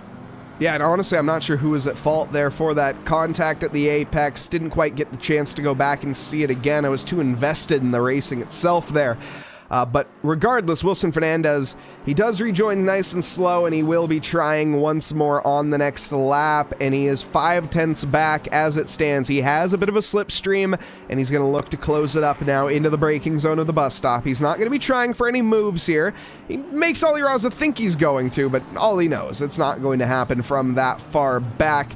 But that is exactly what Wilson needs there. You see how close he has managed to get. Now as we go into La Source, he's going to be trying to do the exact same thing for a repeat of last time. Now down to the first corner. Right-hander ahead. Gets nice and tight. Get on the throttle easy and punch it down the hill. This is his another opportunity. Eau Rouge Radion onto the Kemmel Straight. Ali Raza, he knows he's a little bit weak there. Can he capitalize down through? You can hear a little bit of a lift of a throttle. The GT3 should be easy flat through there, but with that dirty air, he has to lift. In the slipstream, Ali Raza feels confident to cover the racing line. That's going to allow Wilson to the inside, down to the second chicane, lick the stamp and send it the back end, though, clips the curb. Ali Raza makes contact, but Wilson Fernandez, unfortunately, he is the one at fault for his own demise. Oh man, not the way we wanted to see that battle ended, but it was almost an exact replica of what happened earlier between these two drivers. Just an inverse in positions there between them, but it was such a close battle. We knew that it had to end eventually, just not the way we wanted it to end. No, certainly not. And now this allows Quinn Smith into the conversation. Can Ali Raza get a break? Oh, wow. Now more battles coming up through and down the field now. That battle lasted so long over that last lap. I want to take a look at those lap times as well to get an idea of what happened. Ali Raza with a 2:19.3, Wilson Fernandez with a 2:19.5 compared to Kenneth Portis II and Quinn Smith, both of them into the 2:18 mids right there. So both of them about a second faster than that last lap alone allows them to close down that gap. Adam Strange, I do see your question. I think I have an answer for you. Saagar, do you think that the moon deserves a better name? And if so, what name do I have in mind? Yuki Tsunoda says we should name the moon Yuki and to honor Yuki Tsunoda. I love that idea, but I do love the Hindi name for the moon, which is Chandrama, or Chandani is the other way of pronouncing it. It's a more poetic name, and it means the light of the moon. So basically like the glow, the hue, the accent of it. And so I really like Chandani. It's always been a nice name. I like the way it rings off the tongue there, Adam Strange. Hopefully you agree as well. There's a little bit of light here in the eyes of Quinn Smith down the hill of Eau Rouge Radion. This is Ali Raza's absolute nightmare complex tonight, as we just constantly is under threat lap after lap through Eau Rouge Radion. It's not the tidiest line for the BMW. This might allow Quinn Smith a good run. He has the slipstream. He's a little bit far back though for my liking. We'll see if he can catch up enough. He's gotten pretty much bumper to bumper here, but he decides, no, I'm going to wait another corner and try it maybe into Bruxelles on the exit here now of Les Combes. He's going to be launching himself down to the inside. Is he going to switch it back? No, he's comfortable waiting here. He's going to have to try another lap.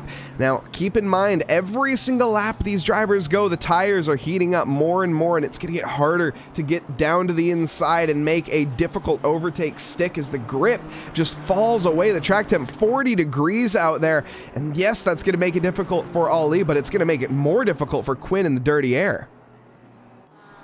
And the ambient temperature keeps climbing as well. It started at around 30 degrees. Now we're up to 32 degrees ambient temperature. That's not even the track temperature. That's just the air that you're breathing in. That is a lot of heat being generated for these cars. So we talked about heat dissipation being a problem for some of these drivers coming down these long straights. Doesn't seem to be the case at all. We've already had one driver in chat say that the tires were orange the entire time they were driving at that first stint, and it's going to continue to be that way for a lot of these drivers, as there's a lot of just sliding around that's going to be expected now of these tires, and just keep on regenerating the heat, brushing some of it off, if barely any, down these straights due to the ambient temperature being so high, and then catching back on fire again as they go into these deep, hard braking areas. Yeah, the real temperature is generated from the actual brakes itself, believe it or not, heating up the core temps of the tires. And so when you're not able to cool the brakes down as much because the air is warmer, so the brakes aren't getting as cool, that means the tires are going to be getting more warm as a result. So it's a combination of the track and the ambient temperature, but the ambient actually playing a bigger role, as I learned recently on stream. So that was a very good piece of insight. But yeah, the ambient temperature is actually the more important one than the track temp. Do you think that Oscar... I'm not going to answer that question right now because it's too close to the race. No spoilers for Formula One. Thank you very much for the no spoilers. Here we go, though, up the hill. Quinn Smith chasing down Ali Raza. Will this be a run down towards the Kemmel Straight? I think this will be. It looks like Quinn Smith is going to have the opportunity he's been waiting for. Hopefully this one doesn't end in tears like the last one we watched with Wilson Fernandez around the outside, closing down the door, but they're going to be neat and tidy between the two of them. And it looks like Quinn Smith is very cautious going over that curb and gets stuck behind a back marker. No! Just picks the inopportune line, and that interrupts his run. Man. Aaron John, was that? No, that was Aaron John. Very disappointing for Quinn right there. He thought he had the move. We'll go on board for the rest of this lap. It's a very long lap at Spa-Francorchamps. We have a full on board lap redemption. Holy smokes, that's a piece of text. I'll read that in a moment as we go on board. We're going to be watching Ali Raza, actually, as he overtakes Gelson Cruz. Now, Gelson gets so massively in the way here. Now, keep in mind, Gelson hasn't pit. He doesn't need to get out of the way. He's not a blue flag, but this is costing Ali so much time and allows Quinn Smith an opportunity as we go through Blanchimont. This is going to be the real moment that he has to catch up. That's going to be forcing his way through. Ali Raza has a terrible run as a result of the back marker. Back markers giveth and back markers taketh, the way we saw this last week, and that was the deciding factor between these two battling. And was it the deciding factor 2 weeks in a row? It very well may be. Wow, that is the definition of traffic giveth, traffic taketh away. In one lap, Quinn Smith was able to get past Ali Raza, but have his opportunity just yanked away by Aaron John, just being at the wrong place at the wrong time, and then getting it back there with one more. Just absolute perfection from these drivers of paying attention to where they needed to be out on track to make these opportunities happen. One tiny mistake, one little slip up. We're seeing a plus 2 minute lap time right now, folks, but still we're running into each other, stumbling over each other's heels and cars and tires and carcasses all over the place. And now Quinn Smith is able to walk away from Ali Raza, but I would not be surprised for one bit if Daniel Desjardins doesn't give a little bit time back to Ali Raza. Yeah, I mean, great decisions from some less than ideal decisions from others. I'll just leave it at that. But, you know who you're racing is a very important part of GT racing. Anyways, moving on from that. Ali Raza hasn't left Quinn Smith. He is still going to be trying to make moves. There's still 22 minutes left in this race. Plenty of time for an overtake to happen, and Ali waiting in the mist here as we are going to be approaching some back markers. As Saagar was saying, Daniel Desjardins coming up. We'll see how he reacts as a back marker. He's been involved with a collision thus far in the race. But as Adam Strange says, know thy enemy, or some old-timey English phrase. Yes, indeed. Wise words there from Adam Strange. The wisest man in the Twitch chat, other than Pato Award's hair is the best and Yuki Tsunoda fanboy. I think we all know the trio of you guys are the wisest people that we have in chat. No dig on Patrick Dubois, though. He is my favorite fanboy out there, that's for sure. But yeah, traffic giveth, traffic taketh away. Knowing your enemy is definitely one thing, but the spatial awareness to know where you are out on track compared to someone else. Here's Kenneth Portis the second right now, getting past Gelson Cruz, that same driver that has not taken their pit stop yet. As we said, know who you're battling on track, know where your car is on track, and knowing where your opponent's going to be going up next too. As we saw, there's a big send coming in from the 888 of Wilson Fernandez, trying to go through on Gelson Cruz. He did. The 888 getting past the 777, almost looked like he was going to make a lunge on the 84 of Kenneth Portis II, but knew better, was on the brakes at the right place, right time. Yeah, he kind of held up Kenneth Portis there a little bit and then allows Wilson Fernandez through without any issue. And then elects not to pit. I'm very surprised to see that. I think at this point, we can see how much time Jelson is losing, and I think it's time to pit, brother. You're losing more than 2 seconds a lap compared to your fastest lap. You are not going to be saving enough time by the end of this, I don't think, to make a no-tire strategy work. Pretty much every single driver has opted for tires. By pretty much every single, I mean literally every single driver. And again, that's just due to the absolutely blistering track temp that is out there. And Ali Raza suffering more and more from it. I mentioned it earlier, but the longer we wait, the harder it is to make an overtake happen. Yeah, really hard to make this happen. And Siege Engine in 20th position, chasing down W. Bruner. That'll be Will Bruner, excuse me. And the battle for 20th and 19th place is still raging on. A little bit of track limits and a big shake from Siege Engine. And that battle will be concluded. Curse. Yep, I will take that one. I will take that one. That was definitely... Oh no, what is happening here? Three-way collision, it seems, on through Les Combes, and it looks like Gil Silver heading the pack of that contact. Let's see. Into the chicane, the Ford Mustang GT3, nice and tidy. That Aston is out of shape. The Mustang drives right into the back, not once, but twice. And the Aston just looked like it was involved in the contact. Or the other Aston looked like it was involved, but it was not. It made it through without any issue. And that was Casey Schutte. Started in P20, man. He's up 10 positions. Nicely done.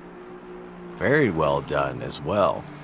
More battles raging on track that I'm going to curse. Andre Alex Alfonso chasing down Vidyuk Ostitiev as the recovery drive continues for the number 73 in 13th and 14th place. Neatly tucked behind the wing underneath Puon, and that GTR is going to the outside line, trying to make an opportunity generate in front of his own eyes, but just having a look, trying to scare Vidik Ostitsiev into a mistake, but can't allow him to do so just yet. And Andre Alex Alfonso falls back by just a little bit, going offline there into shaking and baking that move up. And then there's another drive-through penalty coming out for Efren Okuendo in the P30 position.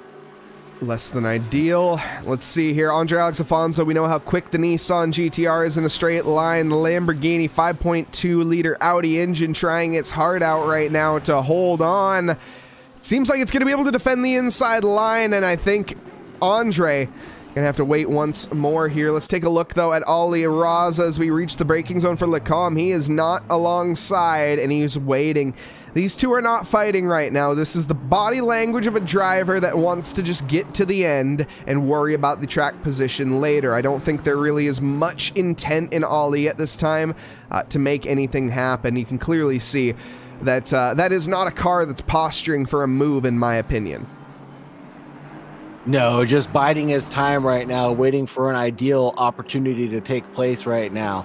And we see an inverse position for P19 and P20. Siege Engine just got past Devin Anthony, but this battle up here is the one that we're going to keep an eye on. Ali Raza and Quinn Smith. This is the closest battle out on track for the final podium positions. Let's keep an eye and see what the drivers are up to. But like you said, I don't think Ali Raza is going to be necessarily looking for an attack position unless we see some major mistake happen out of Quinn Smith or some back markers get involved again. No, definitely not. Ollie's a patient, very intelligent driver, and he knows that unnecessary battling is just going to make more tire wear in the end. And yes, he's losing tire wear by following, and it's going to make the opportunity harder later, but he's playing a long game right now, and it's a very big brain game that I myself would probably go for the overtake, use all my tires up, and then get overtaken on the last lap. It's typically whoever's ahead on the last lap at Spa is honestly more at the disadvantage down the Kemmel Straight just due to the slipstream alone. Unless you're Jeff Spangler, our race leader, who we haven't mentioned one time in this broadcast, and you're 8.5 seconds ahead and have no slipstream to worry about from anybody, front or back. Yeah, he's had some pretty clear and error for most of this race. A little bit there right before the pit stop cycle took place, but he's been driving pretty flawlessly so far. 217.9 being his fastest lap, despite the temperatures continuing to rise into the 40 degrees Celsius range. They're doing a great job of staying Mr. Consistent out there. He did take tires. That 32.5 second stationary pit stop will serve him well. A little bit faster than most. I see a lot of 32s out there, but nothing really faster than a 32.3 from Wilson Fernandez. Yeah, and in terms of overall lap times, we're seeing still fastest lap being held by Jeff Spangler. We're seeing 18.6 from Quinn Smith, 18.8 from Ollie, 18.6 from Kenneth, and about an 18.9 from Wilson, who's keeping a very nice 1 second gap to Kenneth Portis. And again, not too worried, I think, about making an overtake. Yuki Tsunoda is the GOAT. Thank you so much for dropping by, and I hope you have a great evening, or afternoon, or morning, wherever you are, and playing Star Wars Outlaws. Let's go. Have you played that yet, Mike? No, I have not. Oh, I've heard great things about it. I'm keen on maybe possibly picking it up, but I'm just patiently waiting for the day that it'll inevitably go on sale before I do. So just caught this one from Ryan. So is the penalty that they're banned from the Wendy's drive-thru? I have honestly no idea what that was in reference to, but that is such a brilliant comment nonetheless. I think that was in regards to the murder mystery that Selena Gomez was part of. Okay. Paddle Ward is the best said, too bad she lives in the building with all those murderers. This is a TV show reference to Lena's show, Only Murderers in a Building. Fair enough. Yeah. I did read that comment, and then I saw how we reacted. I reacted with interesting. That was how I reacted internally. What else is interesting? That was Jake Terrell going for the move. Devin Anthony is left for nothing. That was an easy overtake. My goodness, Devin Anthony had a terrible run out of that corner. Yeah, really, just a drive drove on by. Okay. That is such a terrible joke, Ryan. That is, I am never using that one. Sorry. I love that though. That I can't believe that's all right. I'll give you credit for it, but man. That is a pretty good one. Now that I think about it out in my head, I'm just All like, yours, wow. Saagar. All yours. I might have to incorporate that one to the next stream next time someone gets a drive-through penalty. Yeah, that's right. I've gotten it now. Now that you've explained the joke, it's funny. But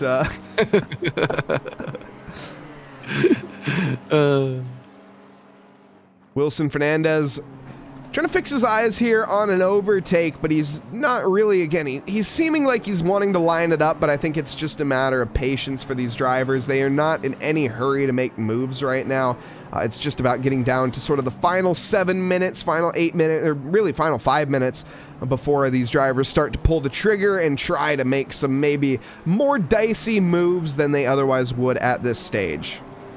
It's crazy. When you said that 5-minute mark, I just thought about it in my head. That's only 2 or 3 laps remaining in this race, which is quite remarkable to think about. So if you're thinking about making an opportunity happen at the end of the Kimmel Straight, that means you're only going to get 3 more chances at it when you hit that 5-minute mark. So think about it in that way. The drivers are only going to have 6 more opportunities as it sits right now. You only need one. You only need one, but it's going to take a lot of time to set them up. You want to make sure that you leave them no opportunity to snap back at you either. Like you said earlier, that slipstream coming down the Kimmel Straight will really set you up or make or break your race there for that passing opportunity. But some of these drivers will leave them in the dust there and not give them a second opportunity. And I think that's what they're waiting for. Like you said, just going to wait until that last opportunity, the 5 or 6 minute mark, and then just walk away with it if at all possible.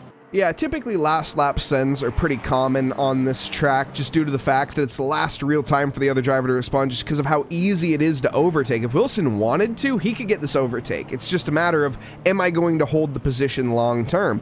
And the answer, that's probably no, because then if Kenneth wanted to, he could get the position as well. So it's kind of a game of, I know you described it the other day, Saagar, but it's a game of chess at 200 miles an hour. Wait, did you say that? No, it wasn't me. I'm not that intelligent. That was Jesse that said that. I'm stealing that one. Yeah, it's like playing a game of chess at 200 miles an hour. Credit to Jesse Lee for that one.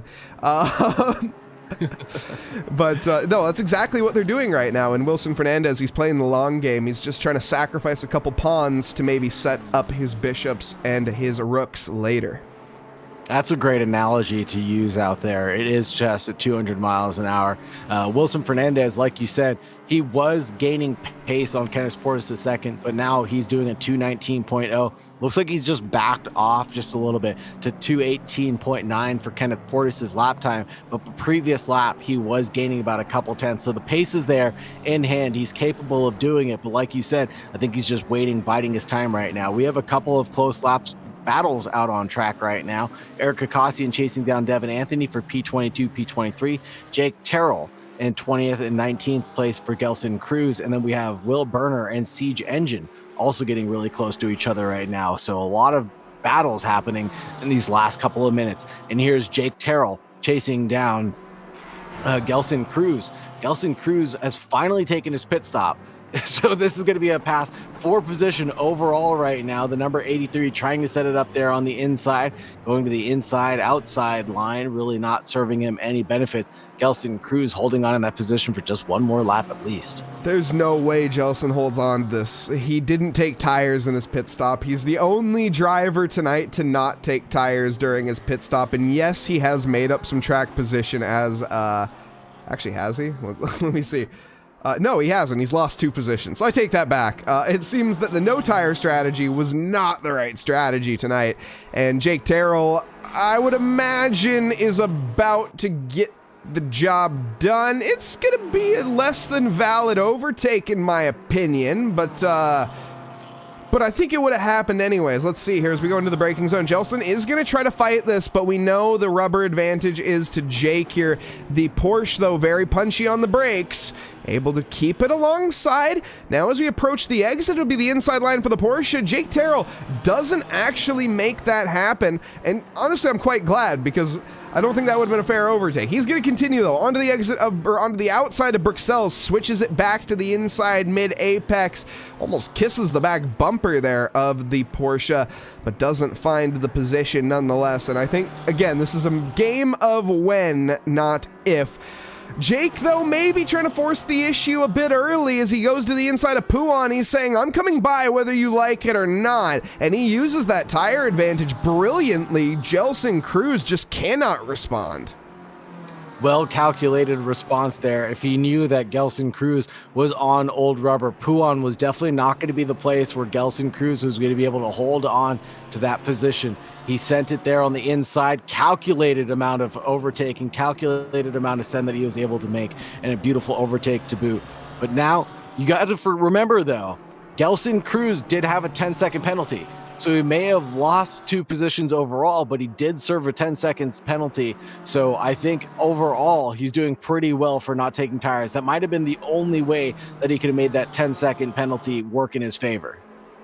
Very well, mate. Also, I am loving Undercover Raccoons. First off, great name.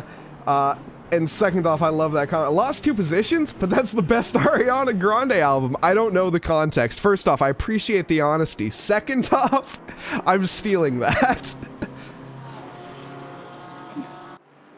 And what's going on, Estefano? Welcome back to chat. 3% chance of a good BMW drivers, or of a aware BMW drivers spawning. That's fair. Better chance than rolling a D20. And we still see Wilson Fernandez chasing down Kenneth Porce II right now. The battle for 4th and 5th as they approach the bus stop chicane. I don't think Wilson Fernandez really wants to send it here, but he is closing down that gap under the braking zone, waiting for a mistake out of Kenneth Portis in that NSX in front. And Plantus Bruno, thank you very much. Obrigado. If that is a Bruno, that is a from South America, I don't know. Bruno could be anywhere, but if you are, in fact, from Brazil, we appreciate you. Undercover Raccoons is now following. Thank you so much for the follow, and welcome to the team. We are 33 followers away from 2,300, and I noticed today that we are basically like 1 member away, or we're less than 10 members away in our Discord from having 2,000 members. So if you want to be one of the newest members and potentially be that 2,000th member of the Discord, what do you get for being the 2,000th member of the Discord? Absolutely nothing, but great information about league racing here at Trackalicious, and also a great community to hang out in. It's not like you get a financial bonus or anything. Sorry for anyone that I was hyping up there, but no, it's still a great community to be a part of, and I'd highly recommend joining the Discord if you want to hang out with some people that are racing constantly, lots of people to practice against, and a great community just to be a part of. And of course, lots of league races here. And if you are looking for more league races, !SimGrid, and you can have some fun in some league racing. So you don't have Discord, you have to stay undercover. Hey, I understand, Undercover Raccoon. It's the bit. I respect you playing to the bit. I love the emote that he has too. I might have to just fall off so I can get that emote. That is a rack attack. I love it. Somebody that's on the attack right now, Wilson Fernandez from Brazil, on towards Kenneth Portis here from America. I thought he was from Canada. My apologies. I've been lying to myself this whole time. Not that I've said it out loud, but the American versus Brazil. North America versus South America. Who will come out on top? Stick around for the next 5 minutes and we will find out. Andre Alex Alfonso in 13th place is still trying to get past Vedyak Ostitsiev as well. They're doing a great job of staying close to each other, but now we've entered that danger zone that Mike Nause highlighted earlier. 5-minute mark is upon us. Where is the leader? He just crossed the start-finish line, or just about to cross the start-finish line. So it will be about that time to where drivers are going to know that they have about 1 or 2 more passing opportunities. And what has happened to Quinn Smith and Ali Raza? They got separated by quite a bit of time now. 3 seconds separating Quinn Smith from Ali Raza, and another 3-point-second gap back to Kenneth Porce II. I think all the following that Ali Raza has done in that dirty air, the heated, sort of unpredictable air, has just taken his tires and worn them down just that little bit more than Quinn Smith. And at this point, Ali's pace is non-existent compared to Quinn. 2:19.3 on the previous lap, 2:18.6 for Quinn. Ali needs to get the hammer down if he wants to find it, but I'm not sure there's much of the hammer left to even come down. This is Wilson Fernandez, thinks about a look to the inside of Lecom, doesn't find it. Forces, though, a defense from Kenneth Portis, which is going to allow the weakness now onto the exit Wilson Fernandez trying to capitalize down into Bruxelles. He's very close, but he's not close enough. Is he going to pick the outside line here? No, he just follows suit, and he's going to have to wait one more lap. We are running out of time right now. Wilson Fernandez, he wants to find himself up one more position, but Kenneth Portis wants nothing of that. I definitely think this is going to be one lap plus one more at this rate of pace that the drivers are putting down right now. Jeff Spangler just getting to the sector line of sector 3 out in front right now. So he's got about another 30 seconds or 45 seconds left in this lap. And then we'll see plus one coming down the wire for us. So the move has got to be done sooner rather than later for Wilson Fernandez and Kenneth Portis II. Kenneth Portis is going to be praying that the lap ends as soon as possible, and Wilson Fernandez is going to be praying for that plus one as well. Yeah, and Will Brunner, he actually is going to be trying to get by CJ Engine right now, and he looks like he does. CJ Engine caught lacking there in the first corner, and that was a long time effort. I know we didn't tune into it too much, but I've been keeping an eye on the timing charts. Will Brunner has been very much on the back of CJ, and it seems that that has finally changed for Will, and he is able to run up in 16th position. Not the most amount of points, but still points nonetheless, and every point matters in a long championship like this one. Oh, but it's about about to change. Down to the inside, CJ Engine. He does find it. He's onto those slippery curbs, though. He washes wide, but that's enough. He manages to place his car alongside. He loses it, and he tags Will Brunner. The AMG got a little push, a gust from the wind, basically, and that was enough to shove the 3,500 pound machine into the barrier. I've never seen that before. Man, super ideal opportunity there, and yeah, something we haven't seen a lot of in this race, but thank goodness we have not seen a lot of action in this past race ending in disaster. We've seen a couple of accidents, but just from self-inflicted moments, but we haven't seen a lot of side-by-side contact resulting in any sort of calamity. So thank goodness we've seen a lot of clean racing by these drivers. Good heads up. I know this is Spa. We have a lot of clean racetrack to deal with here. We've got a lot of racetrack that also is fairly dirty, to be honest. A lot of marble sticking out there, a lot of overtaking opportunities that could be made off track, but just not doing so. I'd love to see this type of racing here. Yeah, it is very electric. And now we have Andre Alex Afonso. Let's see if he can get a run in towards Le Com. In fact, let's actually check out our leaders are, well, never mind, well past that, I should say. We'll be following along here with the GTR, the Godzilla machine on the slipstream. Ooh, catches that curb, though, big time. And that is going to be a very poor launch. We know the Nissan has legs, but that sort of exit is not going to be enough. The Charging Bull stays ahead for now. The Nissan does get to make a move. That's late, though, and it's too late. And unfortunately now stranded onto the side road. That's a picnic for the Nissan GTR. And as a result, Vidic walks away smiling, saying, yep, that was sort of his fault. Ooh, yeah, sort of his fault, but great heads-up driving from Vidic Ostitsiev to stay away from that contact as well. And that was a scary rejoin, to say the least. Almost running into the side of that Ferrari on rejoin. And it sounds like we're about to get plus one as well. Surprisingly, Jeff Spangler, again, I think we did this last week. We thought it was going to end, and then he ended up crossing the line with 3 seconds remaining. Well, he's done it again. 3 seconds left, crossing the line. He could have lifted, but no. Why not have one more lap? It allows more fun for us. Allows more fun for us, and another passing opportunity for the likes of Wilson Fernandez right now. He's 8/10 back from Kenneth Portis. He's really going to have to work this car up the hill right now and pray that the NSX has something going wrong with it as we go to Arouge and Radeon. Here we go, folks. Yeah, this is a long way back. It's a very long way back. I'm not sure Wilson Fernandez is going to be thinking about it here, even though defensive line from Kenneth Portis is actually going to favor Wilson Fernandez. Yes, it's him trying to break the slipstream, but you're honestly just wasting your time if you're the lead car doing that right now. You just want to ride when you're that far ahead. Just keep your wheel pointed in the correct direction and maximize your speed. Wilson, though, does use the opportunity to close nicely up to the back bumper. Has about a car length separating them now. He thinks about a move into Bruxelles. This is going to be Wilson looking very trigger happy this lap, and I would imagine every single corner he's going to be trying to force Kenneth Portis into a mistake. Not through No Name, though, and as we head down to Puan, he's prioritizing the exit, but he's so far back. We know the Honda, though, is not as quick as the McLaren. Through Puan we go. Not close enough, but able to gain. Wilson Fernandez taking almost all of the track. He doesn't actually cut the track somehow. Manages to keep it between the mayo and the mustard the entirety of that time. Launches himself into the Fagnus.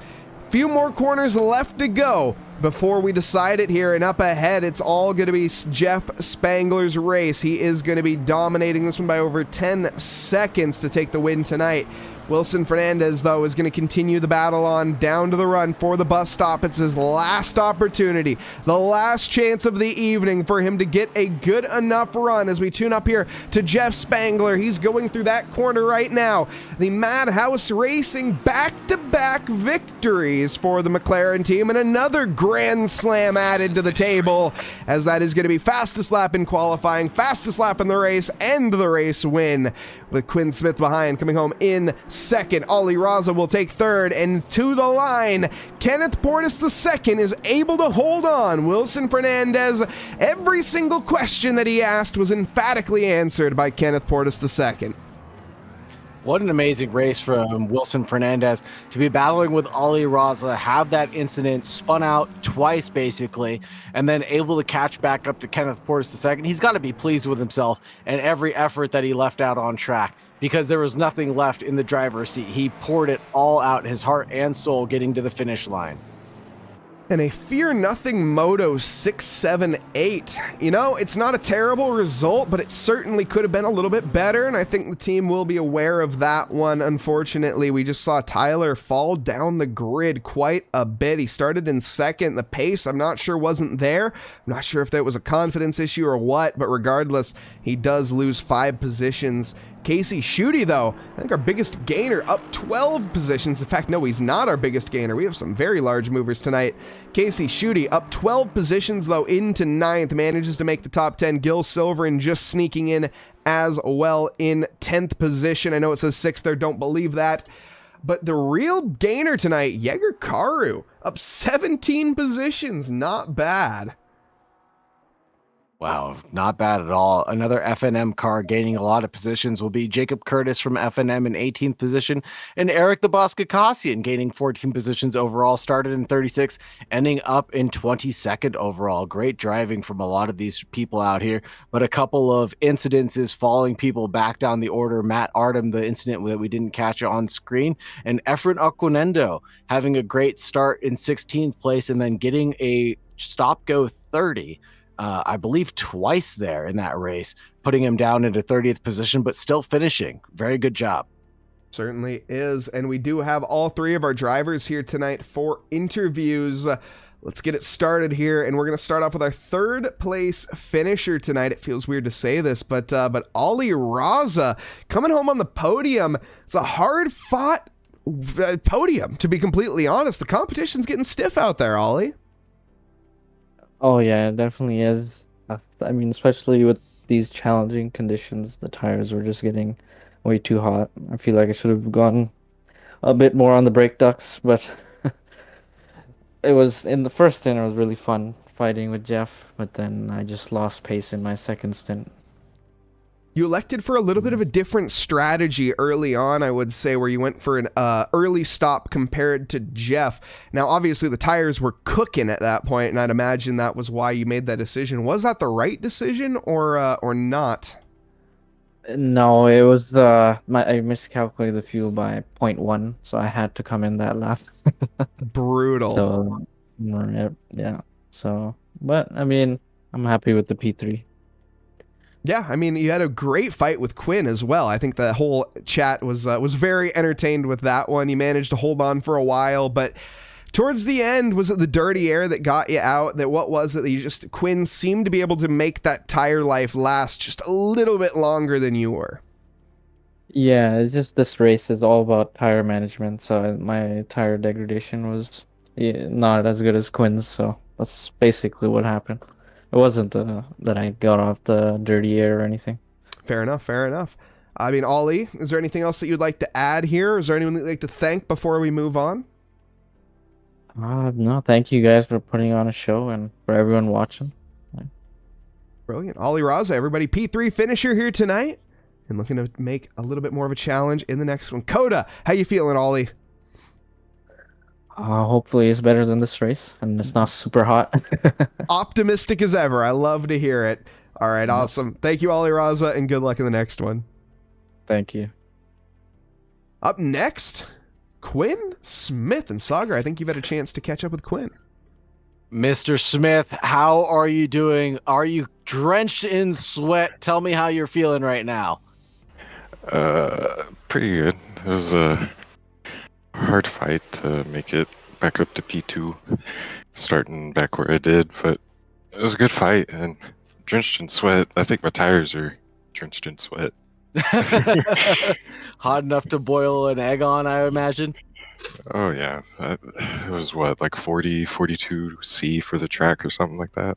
Yeah, just about. I hear you cracking open a cold one. You don't sound like you're exhausted, but you must be a little exhausted, huh? Definitely a little hot. Now, talk us through that battle you had with Wilson Fernandez. You had it happen one time. You had it happen a second time. What was going through your head when you saw the overtake opportunity coming at you fast? Just kind of, you see it happen and you react as it happens, and you don't really have much time to think when you're just pushing on the edge. So, I mean, that one hesitation to think about it could be what keeps you from being able to get in that spot. So, I mean, you kind of just, split seconds you don't think about, you just choice. Very intuitive reactions out of Quinn Smith, brother. Thank you very much for that insight. That's something I think I personally struggle with. I think a lot of people struggle with is trying to make that decision out on track when you know how to act properly or what the right decision should be. And you handled it very well, not one time, but not two times, I think 3 times, with also getting chased down by Ollie Raza throughout that entire second stint and then able to building a healthy gap on him. You did a great job with that. Yeah, the first stint I pushed hard, obviously, to make up spots, and I didn't take the chance to save tires, and towards the end of that first stint, I was really feeling it, but thankfully, the cars ahead were feeling it worse than I was, and the second stint, I had the space to kind of relax the tires and push them later in the stint, so it worked out. It's a strong stint. Heck yeah, very strong stint indeed. Before we wrap things up, is there anybody that you want to thank or anything else you want to talk about before we move on to our race winner? I just want to thank you guys, the people watching, and the organization itself hosting these races for us. Yeah, thank you very much to the Tracklicious staff. Absolutely. Thank you so much, Quinn Smith, for joining us, and we hope to see you out on track next week. Hey, you guys too. Last but certainly not least, our first place finisher out there tonight, and again, another Grand Slam to be added to the cards. Jeff Spangler, how does it feel? Good. How are you guys doing? Doing great. Not much to talk about. I mean, the first stint we can talk a little bit about, I would say. The battle with Ollie Raza was certainly on for a while. He was keeping you honest at about a second, but you were managing just to outpace not just the rest of the field, but I mean also Ollie, everybody. You managed to outpace everybody, and by the second stint, you were pretty much gone and checked out. I mean, how was the first stint for you? Again, I think that's the one to talk about. Yeah, didn't do a whole lot of field practice, and I don't know if it's just me in the McLaren or just me, but sometimes it feels like it's hard to just, come out of the gate and nail that absolute race pace and pull away. And Ollie was definitely, I just kind of felt like he was just hanging back there biding his time. I was just talking with him, and he was wanting to play it smart and get ourselves away from the pack, which we certainly did. But yeah, the race started. I told him I felt like I had like rocks in my trunk. Like I thought he passed Carr, and I thought he was gonna pass me too into the Lacombe there at the top of the hill. But yeah, I had a really good pit cycle, came out ahead, and then he kind of got caught up with Fernandez and a couple other guys. So yeah, definitely a different feeling for the second stint. Just put in the laps, be consistent, and avoid too much drama with any traffic. Yeah, I guess that was what I was going to bring up next as well, as obviously Ollie and Quinn had a little bit of their incidents with back markers, kind of holding them up at very inopportune times, allowing them to fight it out. Did you have any issues with any blue flags at this point, or was it just pretty much smooth sailing from everybody out there? It was pretty smooth with, I don't know, one or two exceptions. The exception that was holding them up, I kind of dove on him a little bit, and I mean, he had to react a little bit. It wasn't anything egregious, but I got around him pretty quickly, and I was, I guess, lucky too, because I kept looking back there and seeing that he was kind of holding them up and fighting with them, and I was okay with that, obviously, but nothing too scary. I had somebody kind of trying to pull off of, the final turn, pull off of the track, or they thought they were pulling off of the track, but they weren't. They were just pulling in front of me. So picked up a little bit of damage there. But yeah, didn't affect the car too much, and overall, just like I said, keeping it smooth and taking her home. Yeah, and I mean, to be fair, I'm pretty sure next week being COTA, you're going to be looking forward to that one and maybe trying to bring home the hat trick. That would be nice. I don't particularly like COTA. I know COTA's pretty polarizing. There's a group of people that really like it, and there's people that really don't. I haven't driven it a ton, but I think the McLaren is a decent car there, so we'll see what the conditions are like. For all we know, maybe it'll rain. Who the heck knows? And of course, that's the great equalizer. So yeah, exactly. Looking forward to next week. Absolutely. Is there anyone you'd like to thank, Jeff, before we move on here tonight? I don't think so. Outside of the usual suspects, you guys, thanks for the broadcast, and thanks for the TRACKILICIOUS team for putting on the series and doing everything they do. Excellent. Well, appreciate you, Jeff, and good luck in the next week going for the hat trick of the Grand Slams, and we'll see if he can manage it. It's going to be at COTA. Good luck, Jeff. Thanks, guys. Have a good week. Take care. Well, Saagar, I think that's going to do it for today. That's going to be pretty much everybody. We got interviews with all three drivers. Is there anything that sticks out to you today that you wanted to bring up? No, just amazing clean driving this week, really. I was very pleased to see the cleanliness, the racecraft improve, just a lot of the heads-up driving that we were able to display out on stream. That was my highlight of the takeaway of the entire broadcast so far. So thank you very much to all the drivers, to being so tentative and to improving your racecraft week after week. I really appreciate it. And as always, everybody, remember to stay safe. Absolutely. And we are going to be raiding. We're going to raid Whatever Fool. So if you're looking for a good time, well, this is a good one. This is Whatever Fool. Not recommended if you are under the age of 18. It is an adult stream, 18 plus. So definitely I will put that PSA out in advance. But beyond that, I hope everyone's had a lovely evening, afternoon. What a stream that we've had today. We'll be back tomorrow for more, not Spa. We'll be back for Monza, right? Yes. We'll be back for Monza tomorrow night, the GT4 Rookies and the GT4 Open. We can take a look at our calendar. Heck, why not? But until then, hope everyone has a lovely evening, afternoon, or morning, wherever you are in this fine world. Thank you, and good night.